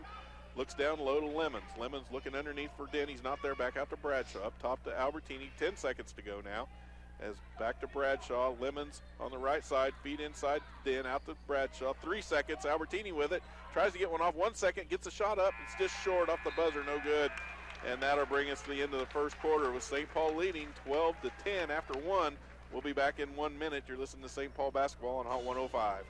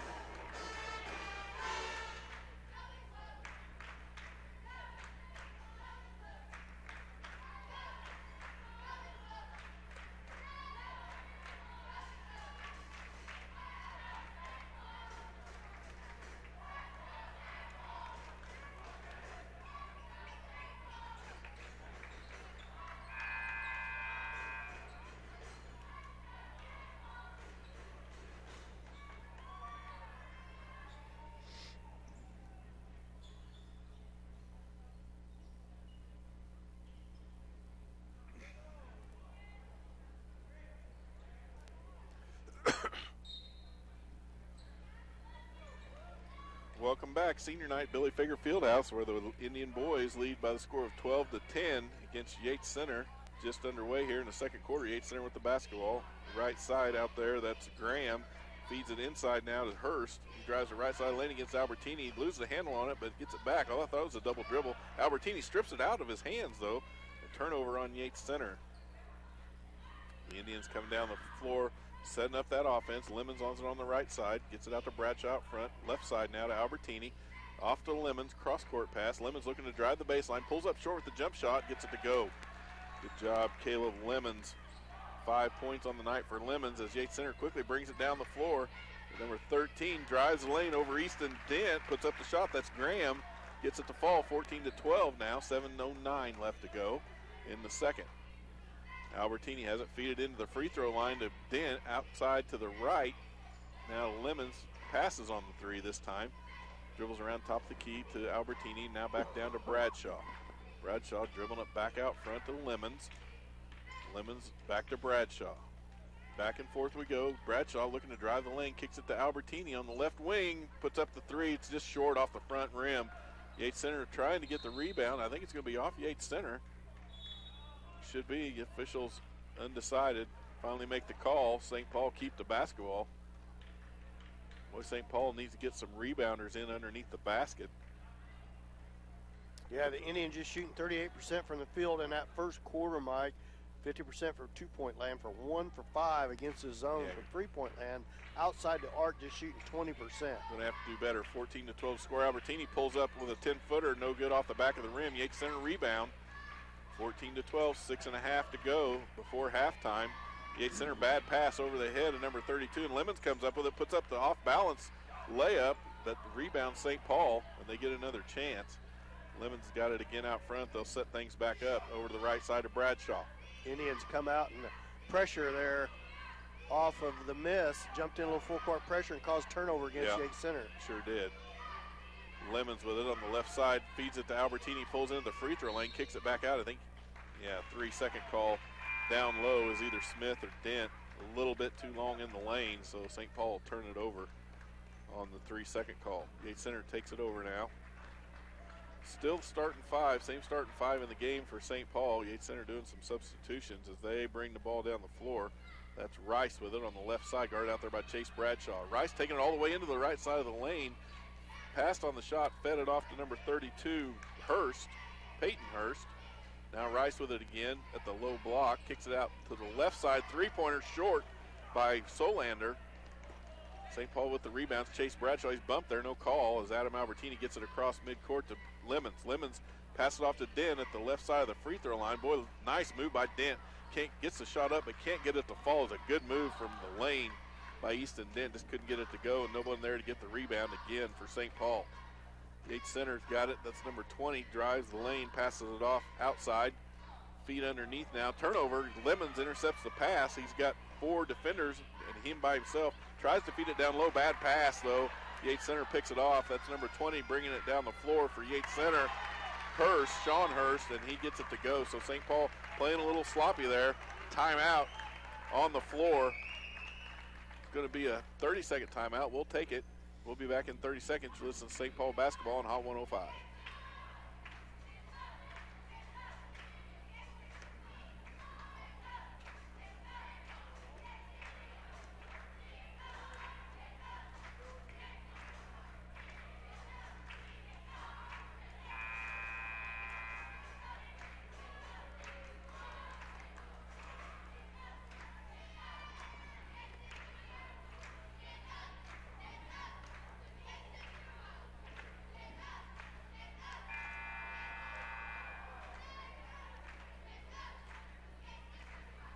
Welcome back, Billy Fager Fieldhouse.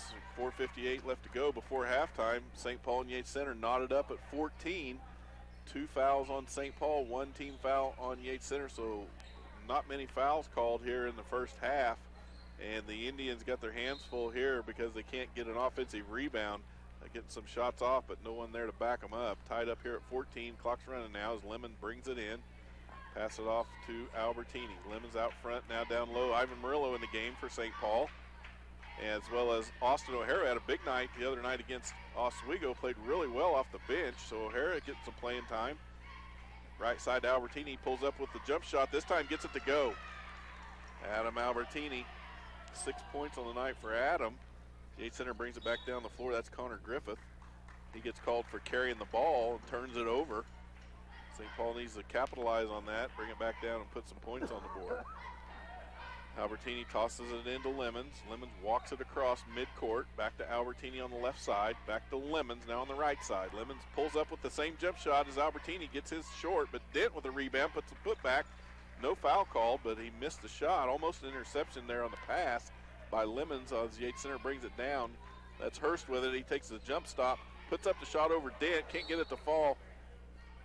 And a foul underneath. It's going to be on Yates Center. See who it's on. And see who they called it on. St. Paul gets the basketball. Just the second team foul tonight That on was on Yates Center. Preston Hurst is who that Second foul was on. 2 on the Indians also. Yeah, 2 fouls apiece for each team. Albertini back to the left side to Lemons. Murillo puts up the 3. It's short. Yates Center rebounds. With Hurst coming down on the fast break, can't get it to go. He brings it back out. There's a foul called on the floor against Yates Center. That's going to be on Hurst. Sean Hurst, his first, team foul number 3 on Yates Center. Albertini inbounds the ball now to Lemons. Lemons walking it up towards midcourt.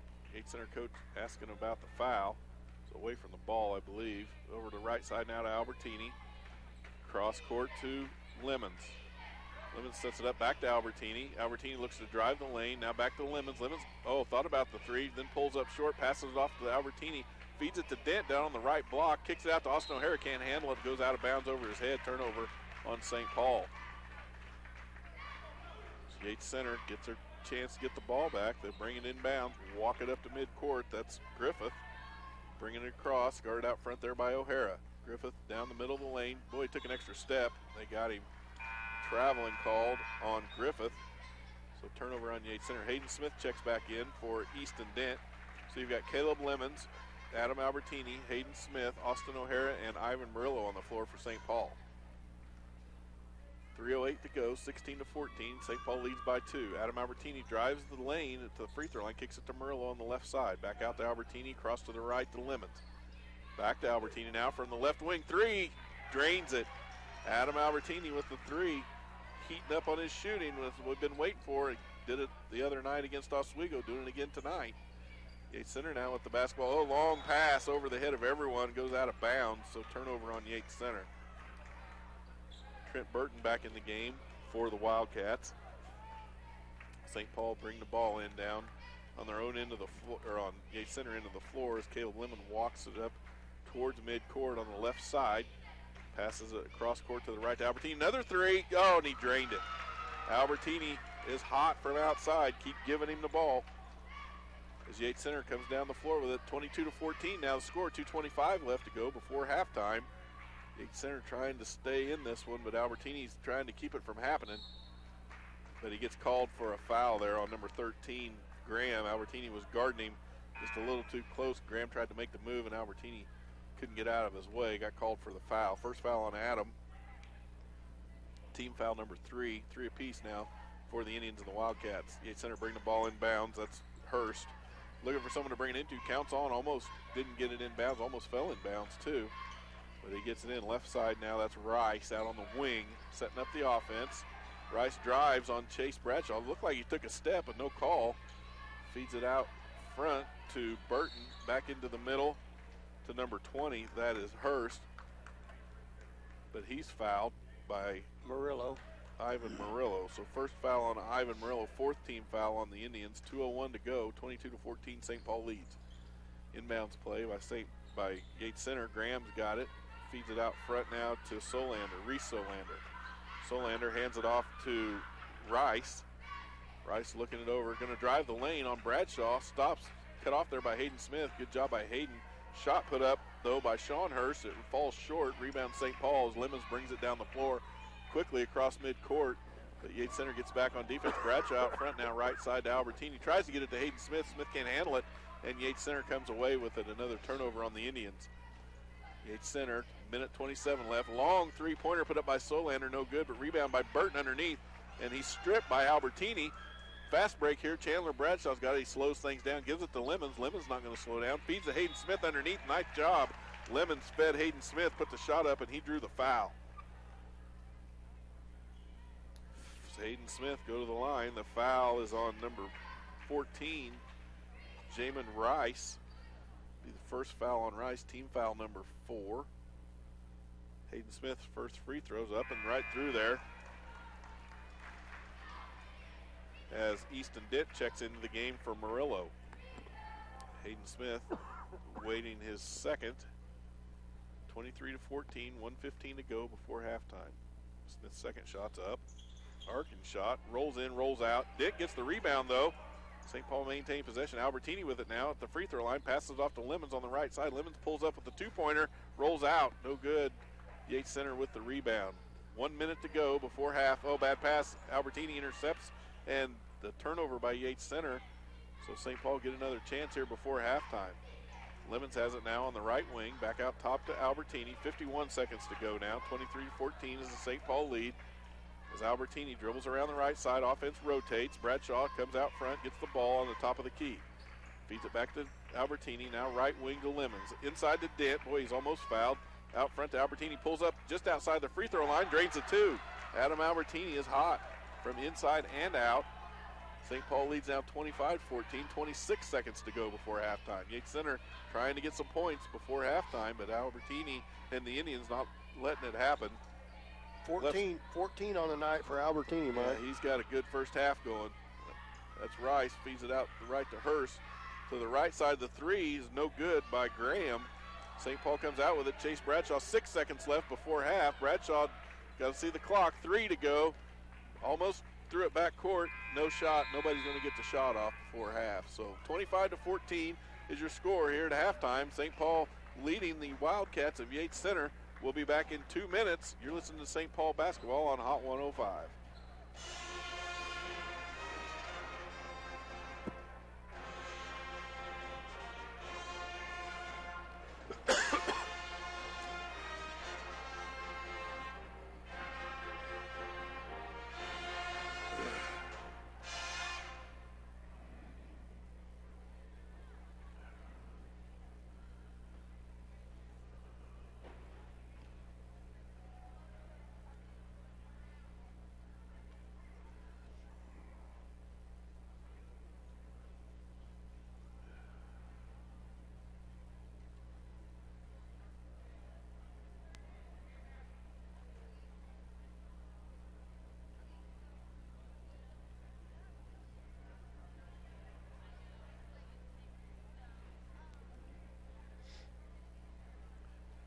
I missed a basket by somebody.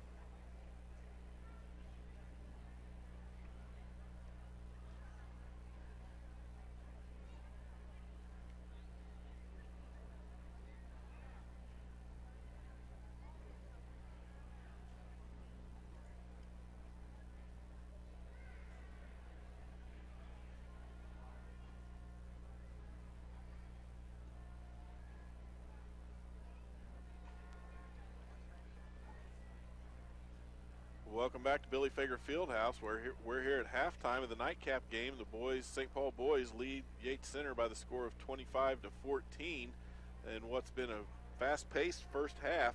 Not near the scoring show that the girls put on, where they were able to score 30 in the first quarter and 48 in the first half. The boys not having that kind of scoring success, but they do have enough to go into halftime with a lead. Biggest problem, I think, in the first half for the St. Paul boys is their inability to get any putback shots. Offensive rebounds really struggling. Yates Center doing a good job blocking out and controlling the boards, especially when St. Paul's putting up the shots, Dan. Yeah, Indian boys with much more shot attempts in that first half than Yates Center. Their defense causes some turnovers, what you need, but their shooting percentage just sitting at in the first half at 38%, not shooting the best in the world. Adam Albertini leading the way so far, 6 for 9 from the field, 66%. So he's playing well here in this first half. So see if Coach Watrix figures out how to give Adam the ball a little bit more here in the second half. Yeah, Coach Watrix going to have to make some adjustments in there for sure. You know, they're getting some transition possessions. They're causing Yates Center to turn the ball over, but haven't been able to convert and get some points on the board for that. Haven't had a lot of opportunities at the free throw line. Not a bad job shooting from the free throw line, but shooting from the field could show some improvement hopefully here in the second half. Albertini's really kept things alive here by putting in the majority of the points for St. Paul. But it is senior night. The nice thing is seniors getting a lot of playing time on the floor for St. Paul. I think Ivan Murillo is the only non-senior that's got a chance to be in the game so far, but St. Paul seniors doing a good job keeping themselves right where they need to be. Easton Dent working hard underneath inside. They're giving him some looks and some opportunities as well.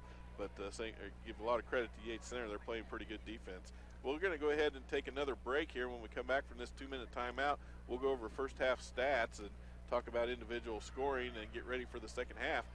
After this 2-minute break, you're listening to St. Paul Indian Basketball on Hot 105.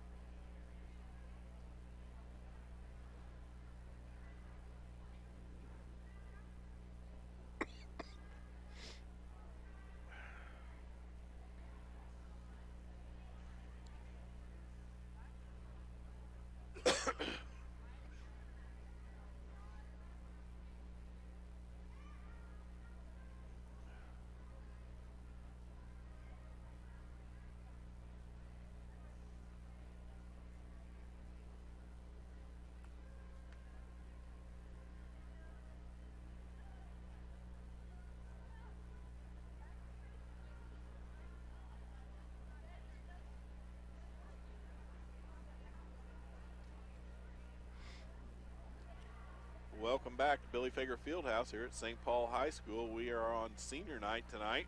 A lot of recognition of the seniors. Big night for them, both boys and the girls. Girls took care of business in the first game. Boys doing their best to take care of business in this game and go out on a high note, finishing out the senior careers. And Adam Albertini doing his best to make that happen. He's leading all scorers for St. Paul. Adam has 14 in the first half. Caleb Lemons also for St. Paul with 5, and then Hayden Smith and Easton Dent with 3 points apiece for the Indians. Only 4 players with points so far, but you look for that to change. You're not going to be able to keep Chase Bradshaw down very long. Chase had a couple of looks, but the nice thing about it is for the Indians, they really playing unselfish. They're feeding the ball off, moving the ball around a lot, trying to get those open shots about throughout the first half. They got the 25-14 lead here. About just under 3 minutes left to go as the teams take the floor to get their warm-ups back. But so far, really I think, Dan, the biggest thing about St. Paul is they're going to have to try to improve their offensive rebounds going into the second half. Yeah, the Indians shooting 10 for 26 for the field, 38%, 7 for 18 from two-point land, 38%, 3 for 8 from three-point land, and that's mostly off of Caleb Lemons with 1 and Adam Albertini with 2, and right. Just 4 trips to free throw line, 2 for 4 from there. Rebound totals, Mike alluded to this, just 11 total rebounds in an entire first half, 6 defensively, 5 offensively, just 3 turnovers. That part's good, and nobody in foul trouble. No, so. There's only Bradshaw's with 1, Lemons with 1, Albertini's got 1, and Murillo's got 1. Really not a lot of fouls called on either team in the first half. A pretty low foul game so far. We'll see if that continues, but you like to see that. That just kind of lets them play, and really it's been a pretty clean game. No one really roughing it up too bad so far. What we're going to do is go ahead and take one more quick timeout before the second half gets started. Got about a minute and a half to go, and we'll get back underway. So let's take 1 minute timeout. You're listening to St. Paul basketball on Hot 105.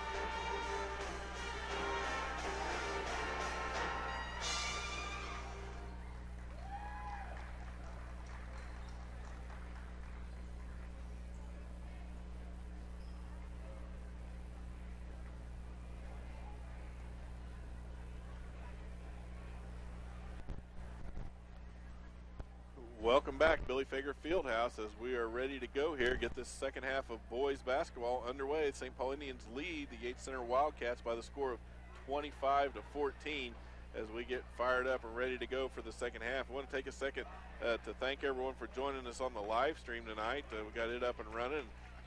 Wanted to mention that earlier, kind of forgot to mention that with all the other excitement going on, but we do have our live stream working, so appreciate everyone joining us on that as well as on the air on Hot 105. So St. Paul's going to bring the ball in, get the second half started. Got a little bit of debris on the basketball court. A little piece of trash found its way out there. Last half of the year in Billy Fager Fieldhouse. Let's see if the Indian boys can light her up this half. They need to get her going. This would be a great way to finish it off for these seniors, and I know they'll be thrilled to death to do that.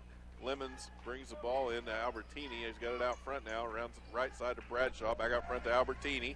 Bradshaw with it on the right wing, feeds inside to Dent. Dent with a spin move, kicks it out to Bradshaw. Whips it around the left side to Albertini, back to Bradshaw. He's wanting that shot, just can't get it open. Lemons will take it from the left side, short off the rim, gets his own rebound though, puts a move in towards the basket, draws the foul. Good job, Caleb Lemons following his shot, and giving himself a chance and drawing the foul, so he'll get an opportunity at the free throw line early on here. First foul of the second half, that's going to be on number 13, Caden Graham. First foul, team foul for Yates Center, second for Graham as Lemons lines up for 2. First one right through there, Caleb Lemons.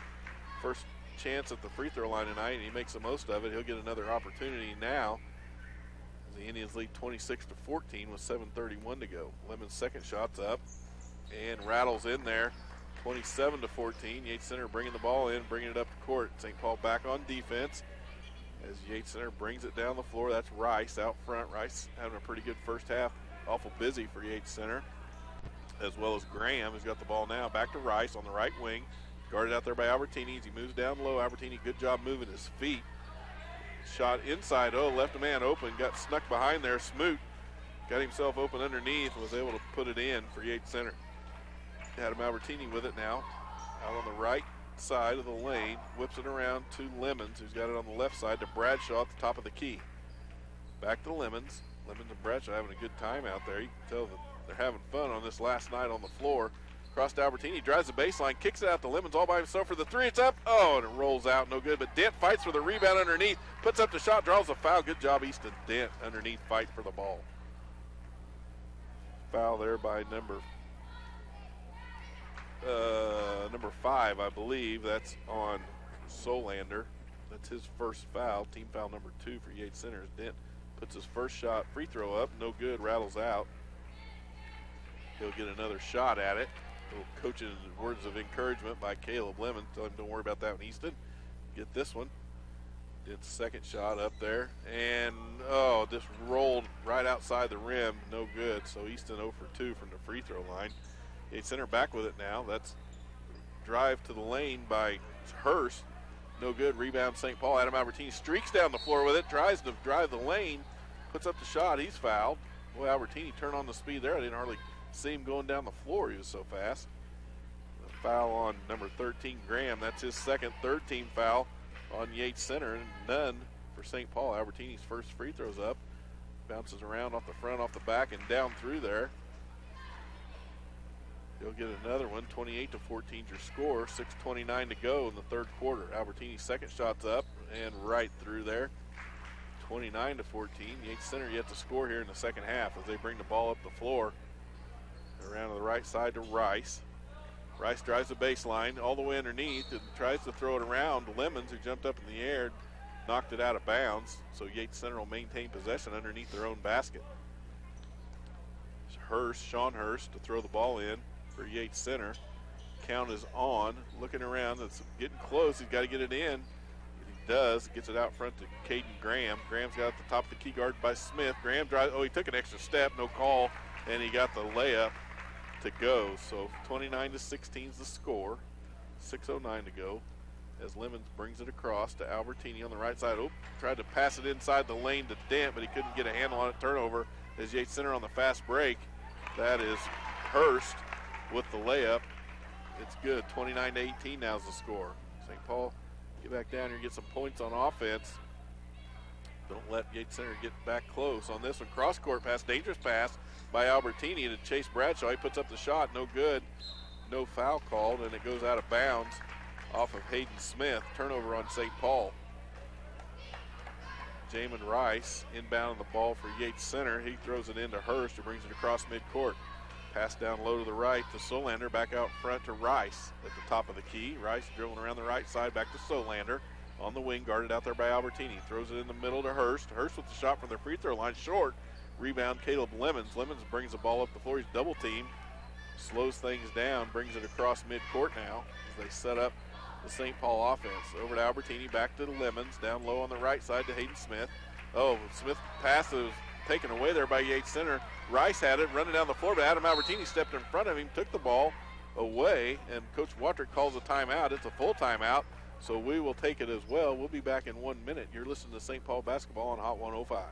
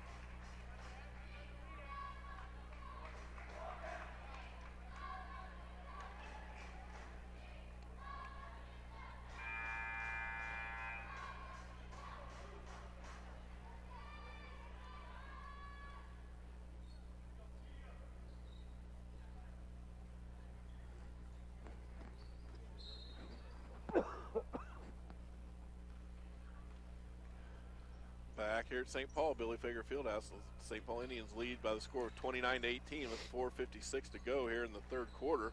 They bring the ball in after the timeout.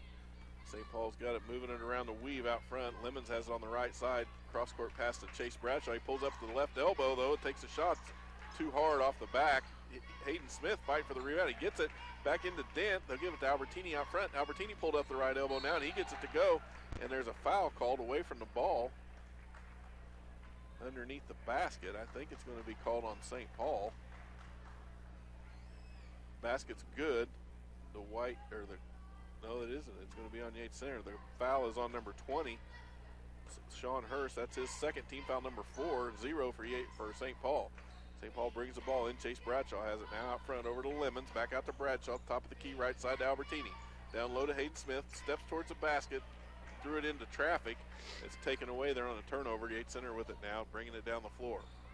That's Hurst with it. It's stripped there by Albertini. They get tied up out of bounds. A turnover on Yates Center as Bradshaw has a no foul called on either team down there in the scrum. And Lemons pulls up with the floater. It's no good. Yates Center with the rebound. Only 2 Indians down there to try and get an offensive rebound as Yates Center comes back down the floor. Hurst has it now out front, slowing things down a little bit. Pass it off to Solander. Left side now to Smoot. Back to Solander, out front, guarded by Albertini. Looking inside, nothing there. Kicks it out to Sean Hurst. And Solander pulls up for the 3. It's no good. Rebound by Yates Center. St. Paul can't get the rebound, but then they steal it away. Easton Dent knocks it away. It's picked up by Caleb Lemons.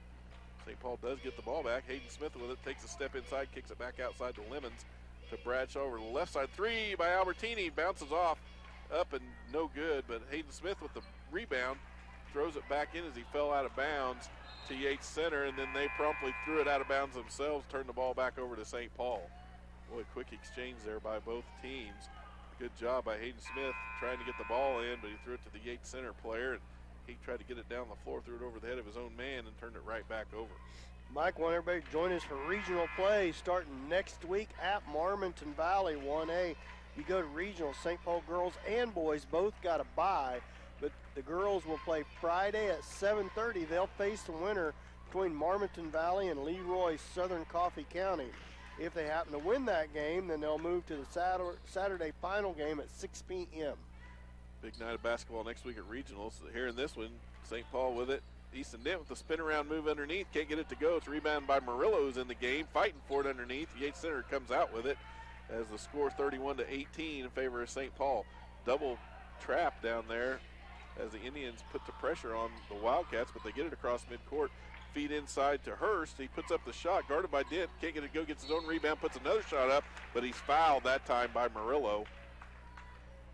So Hurst doing a lot of work underneath, and just Indians couldn't get out of the way. That's going to be the second foul on Ivan Murillo, first team foul for St. Paul.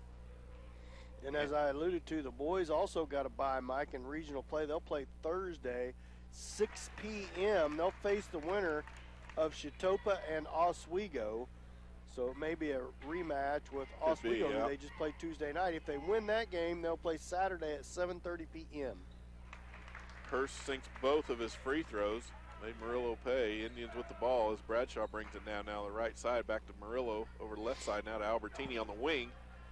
Dent sets the screen. Albertini dribbles around into the lane. He's bumped twice. No call. He's all over the place and gets a shot up and draws a foul. Boy, that was the ugliest thing I ever saw, but he got in there, drew the foul. Didn't make the shot. The foul's going to be on 52, Taven Smoot, his second. Team foul number 5, and Adam Albertini gets to shoot 2 from the free throw line. Albertini's first free throw's up and right through there. Albertini scoring some points tonight. That's 15 on the night for Albertini as Caleb Lemons back in the game as well as Hayden Smith. Chase Bradshaw will take a breather. I seen a toad once. It was pretty ugly, Mike. You know, there's a lot of ugly things. That was one of them. Albertini makes his second. Full court pressure by the Indians, Mike. Indians doing a good job with pressure. Almost get a steal there as Albertini tries to take the ball away, but number 4, Connor Griffith, drove the length of the floor, put up the shot, drew the foul. They're going to call it on the floor. before the shot, which is a break for the Indians. Fouls on number 32. That's Murillo, his third. Team foul number 2 for the Indians. Inbound play by Yates Center. Boy, they stepped right around. That was number 3, Easton Reynolds, stepped right around the defender and put up the easy 2. 33-22 is now your score. 2:12 to go in the third quarter. St. Paul with the basketball. Left side to Murillo, out to the wing to Albertini. Cross-court pass to Lemons, looking underneath. Yates Center sagging down, protecting the inside of the lane. Cross-court to Lemons. He's all alone. Shoots a 3 off the back of the rim. Just can't get that one to go. But Dent fights for the rebound. Nice job, Easton Dent, to get the rebound, put up the shot. It's good. 35-22. St. Paul leads as Yates Center brings the ball down the floor. Hurst has it now out front to Griffith. Griffith driving on Hayden Smith, puts up the shot. It's no good, but Hayden Smith commits the foul. It'll be the first foul on Hayden. Be team foul number 3 for St. Paul, and he'll go to the free throw line, will Connor Griffith for Yates Center to shoot 2. Griffith's first shot's up, rims off the front, short, no good. He'll get another chance as Murillo moves down, take up his position on the left side of the lane, and Griffith gets ready to put up his second free throw shot. Shot's up and right through there for Griffith. First points of the night for Connor Griffith. Inbounds play there by St. Paul. Weak pass. It's intercepted by Yates Center and taken over. 3-point attempt put up there by Solander. It rolls out. No good. Albertini comes down with it. Forcing the ball down the floor. Tries the pass to Hayden Smith, but it's deflected by Yates Center. St. Paul maintain possession as Chase Bradshaw comes to the scorer's table to check back in for Murillo. Murillo putting in some time, give Bradshaw a break. Chase back into the game now as Adam Albertini set to throw the ball in from his own baseline. Throws it to Hayden Smith on the right side, outside the three-point line, now out front to Bradshaw. Bradshaw across to Lemons, whips it down to Albertini, who drives towards the lane, puts up the floater, no good, rolls out. Fight for it, Hayden Smith underneath as Bradshaw tries to save it, and it comes back inbounds. It was Hurst in there fighting with it with Hayden Smith, and it's going to be a foul called on Easton Dent, who was also in the mix. Be the first foul on Easton, 4th team foul, 5 on Yates Center, 4 team fouls for St. Paul. St. Paul leads 35-23 with a minute to go in the third. Yates Center with the basketball over the right side to Hurst. Hurst tries to feed it underneath. Nothing there. Hayden Smith doing a good job defending as they try to make the pass inside. Caleb Lemons gets caught with the reach in on Solander, who was trying to drive the right side of the lane. Going to be the second foul on Caleb Lemons. 5th team foul. 5 apiece now for each team. Yates Center bring the ball in underneath their own basket. Comes out front to Hurst. Hurst passes it down the right side to Griffith. Griffith cross-court pass to Reynolds. Reynolds with the 3, rolls out, no good. Easton Dent comes down with it. Adam hands it off to Adam Albertini. Adam streaks across midcourt, tried to put the speed on there, and it worked for a minute, but St. Paul was back into Dent in the inside. He puts the move on number 52, Smoot, but can't get the shot to go. Hayden Smith comes down with the rebound, and he gets fouled. Going to be a foul on number 20, Sean Hurst. That's Hurst's 3rd foul, 6th team foul on Yates Center. St. Paul bringing the ball in underneath their own basket. Pass to Dent on the left side. Kicks it back to Albertini. He'll take the 3. Oh, it's short. Dent gets the rebound, though. Fights for it with his spin move. That left-hander up there and in. 37-23, 16 seconds to go in third quarter as Yates Center brings it down the floor. Quick feed inside to Smoot. Smoot can't get it to go. Back outside now to Griffith. Griffith drives the lane on Albertini. Yates Center moving the ball around well. Comes back out front to Hurst. Clock's running out. There's 1 second left. Shots up. No good. And Hayden Smith comes down with it. But at the end of the third quarter, St. Paul leads Yates Center by the score of 37-23. 1 more quarter to go in this one. We'll be back in 1 minute. You're listening to St. Paul basketball on Hot 105.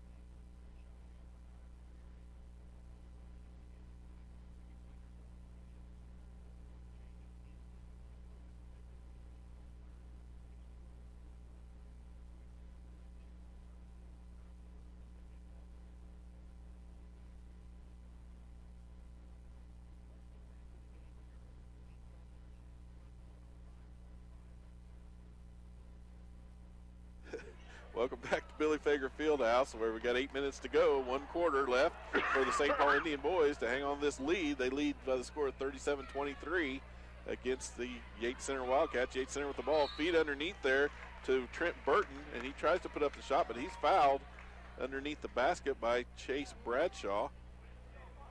That's the second foul on Bradshaw, team foul number 6 for the Indians, 6 fouls apiece now, as Burton will go to the line to shoot 2. Burton's first free throw shot is up and bounces twice on the back of the rim. It doesn't fall. He'll get another chance at it. St. Paul in this second half, it's kind of a repeat of the first half, as Burton's second shot is up and falls through there for the first points of the game for Trent Burton. St. Paul brings the ball down the floor now. Easton Dent's got it. Just past midcourt, kicks it out to Hayden Smith. Now back out top to Albertini, where he'll reset the offense to Bradshaw on the right side. Back to Albertini, plenty of distance. He's out near midcourt. He passes off to Chase, back to Albertini. Now he swings it left to Lemons. St. Paul killing some clock here. Chase Bradshaw's got it on the right wing, gives it to Albertini, moves to the right, feeds it to Dent at the free throw line. Give and go. Albertini puts it up there, bounces in and out. No good. Rebound Burton for Yates Center. Yates Center quickly down the floor now, as Solander has on the left side, dumps it off to Reynolds, who loses it. Adam Albertini's got it on a fast break by himself, puts up the layup, can't get it to go, no good.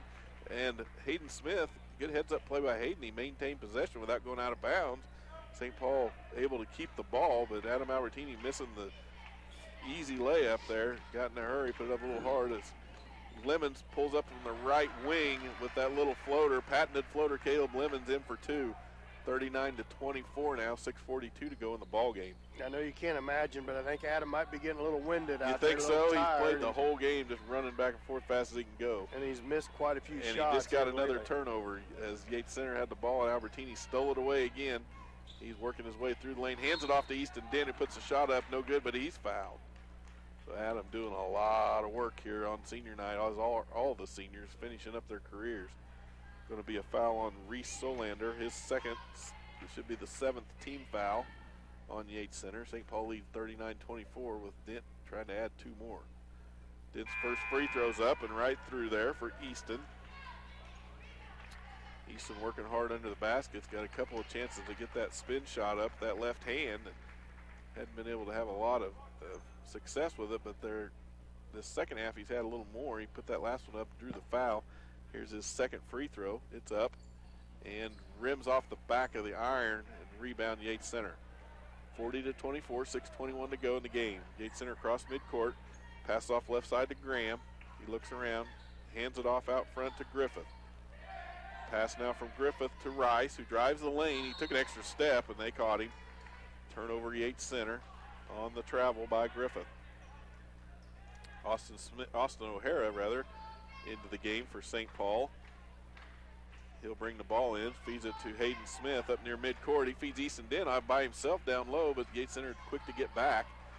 And Dent throws the ball out of bounds after a lunging Caleb Lemons. Lemons tried to save it, just couldn't keep his feet in and get the ball at the same time. So turnover St. Paul.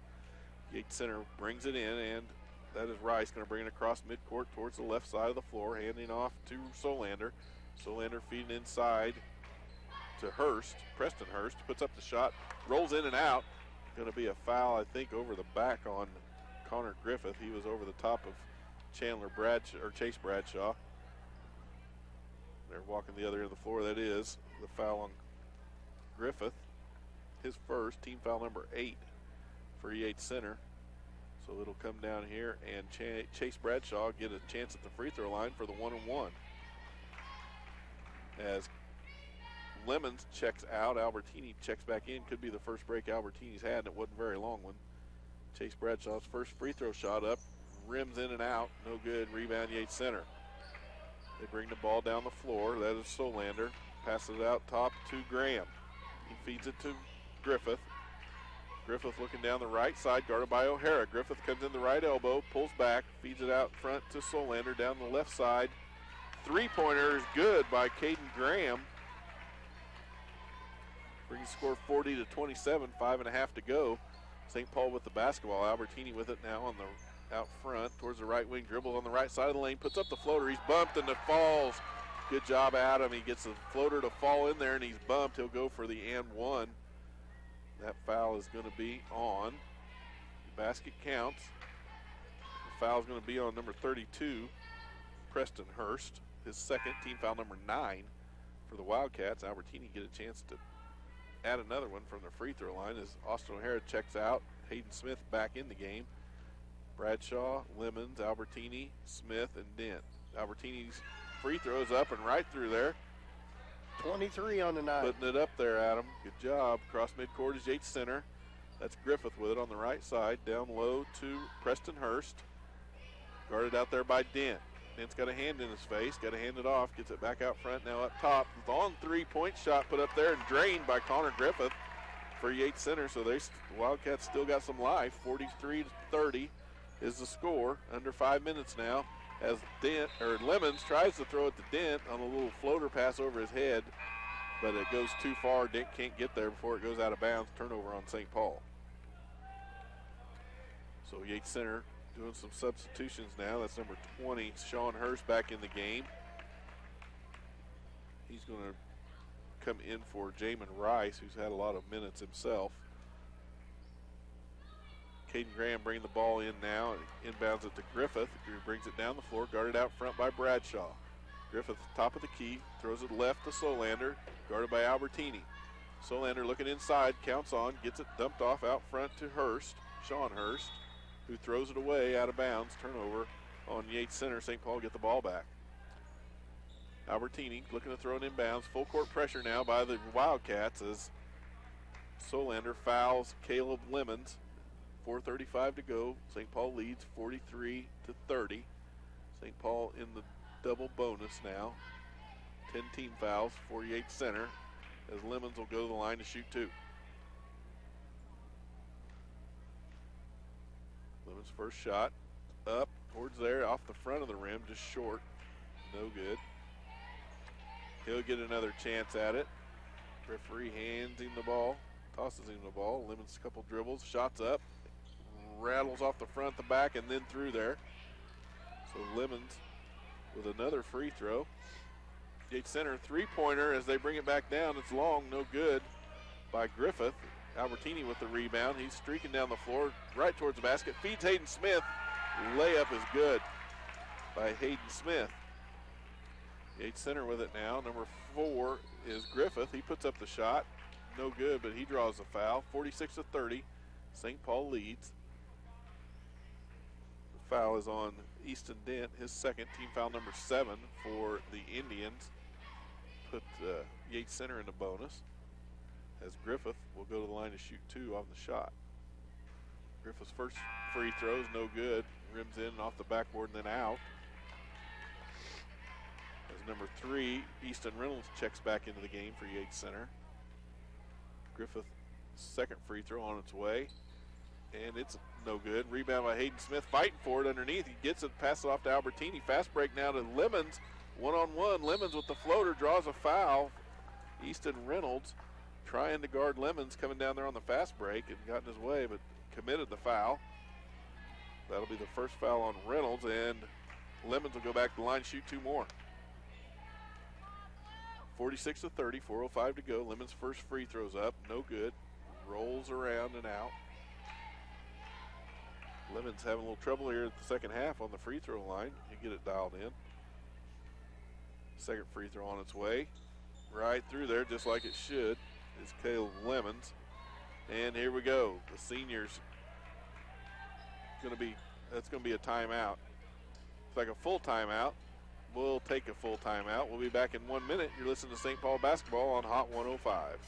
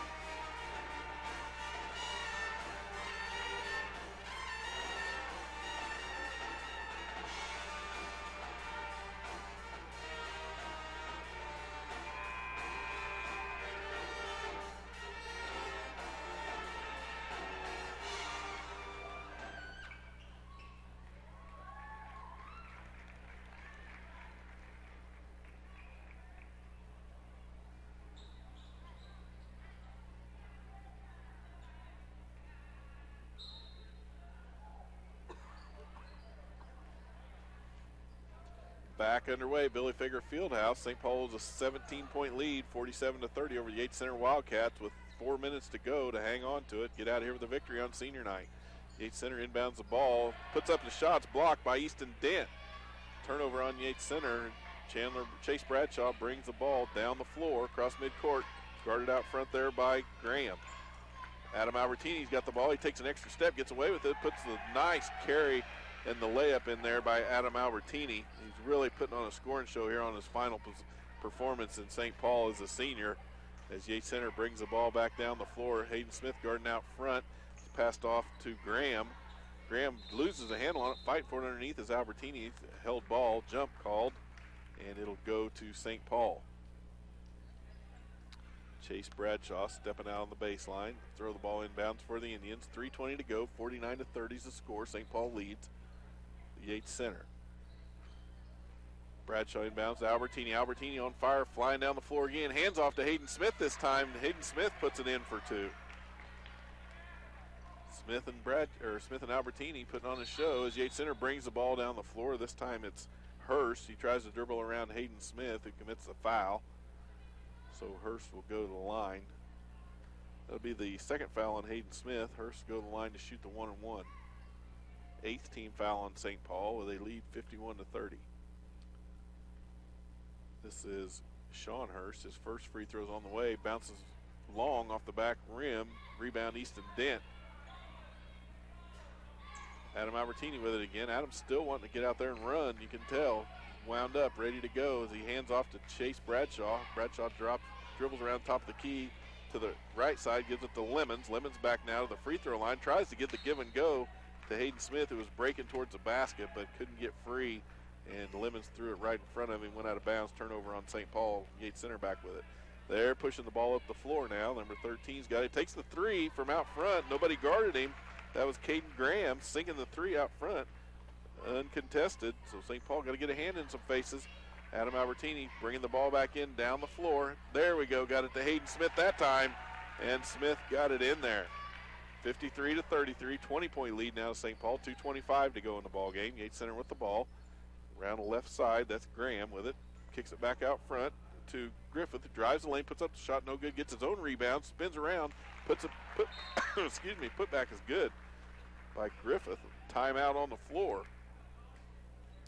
See if it's going to be a 30-second timeout by Yates Center. We'll take it. We'll be back in 30 seconds. You're listening to St. Paul basketball on Hot 105.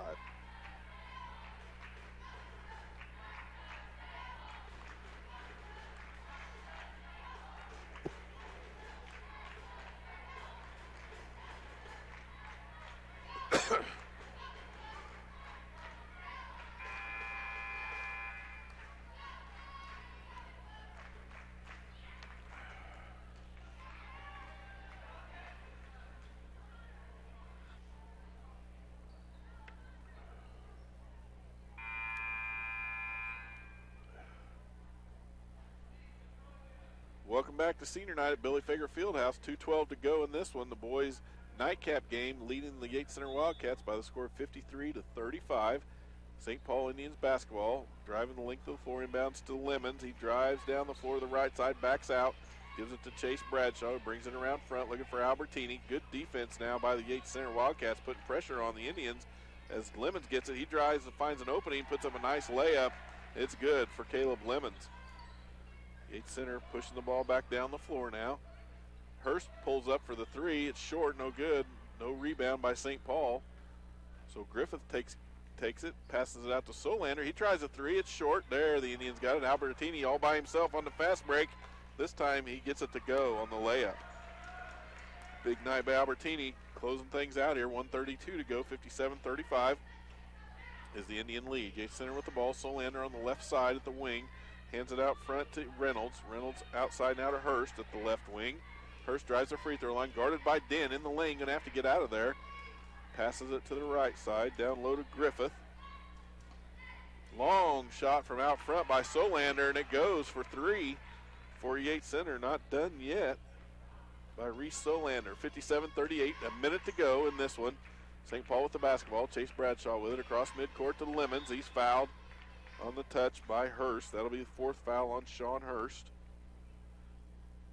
And Lemons will go to the free throw line again. He'll shoot two, I believe shoot two. Puts the first one up and right through there, 58-38.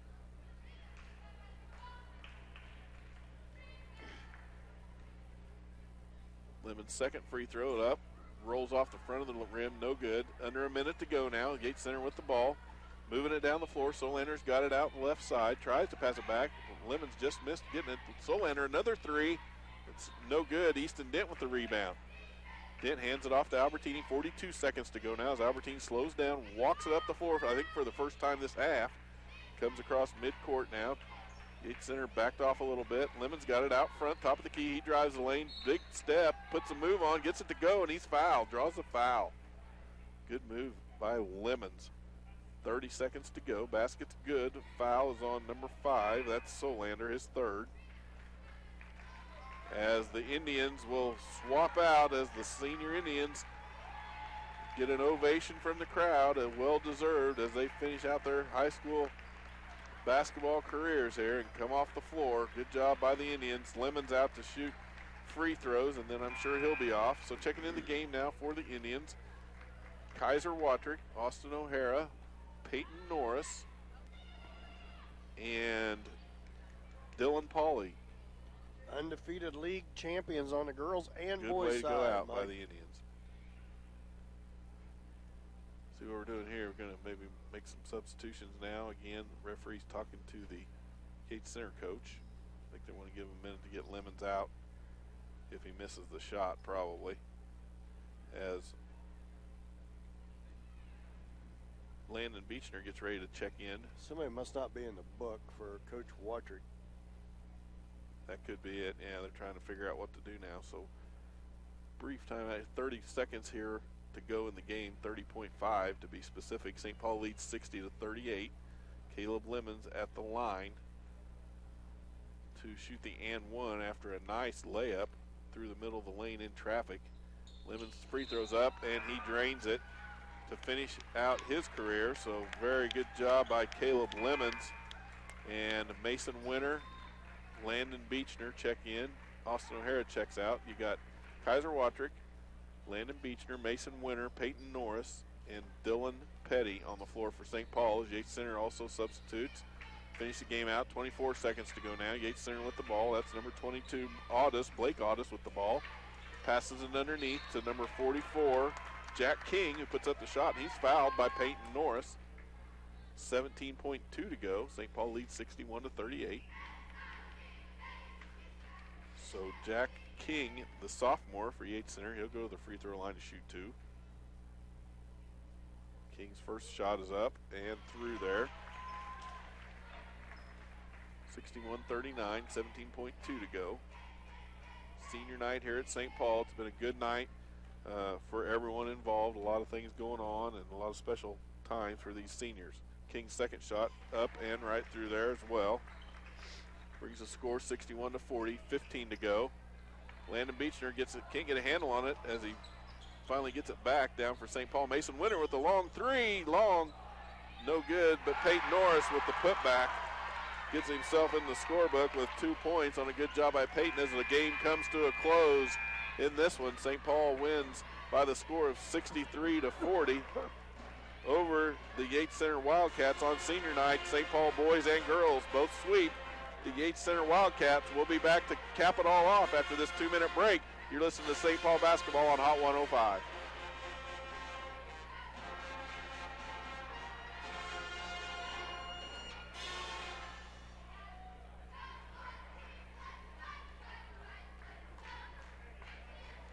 I want to thank everybody on the live stream.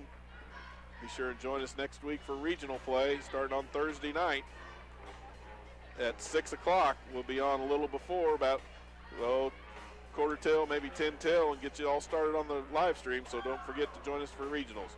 Thanks for watching.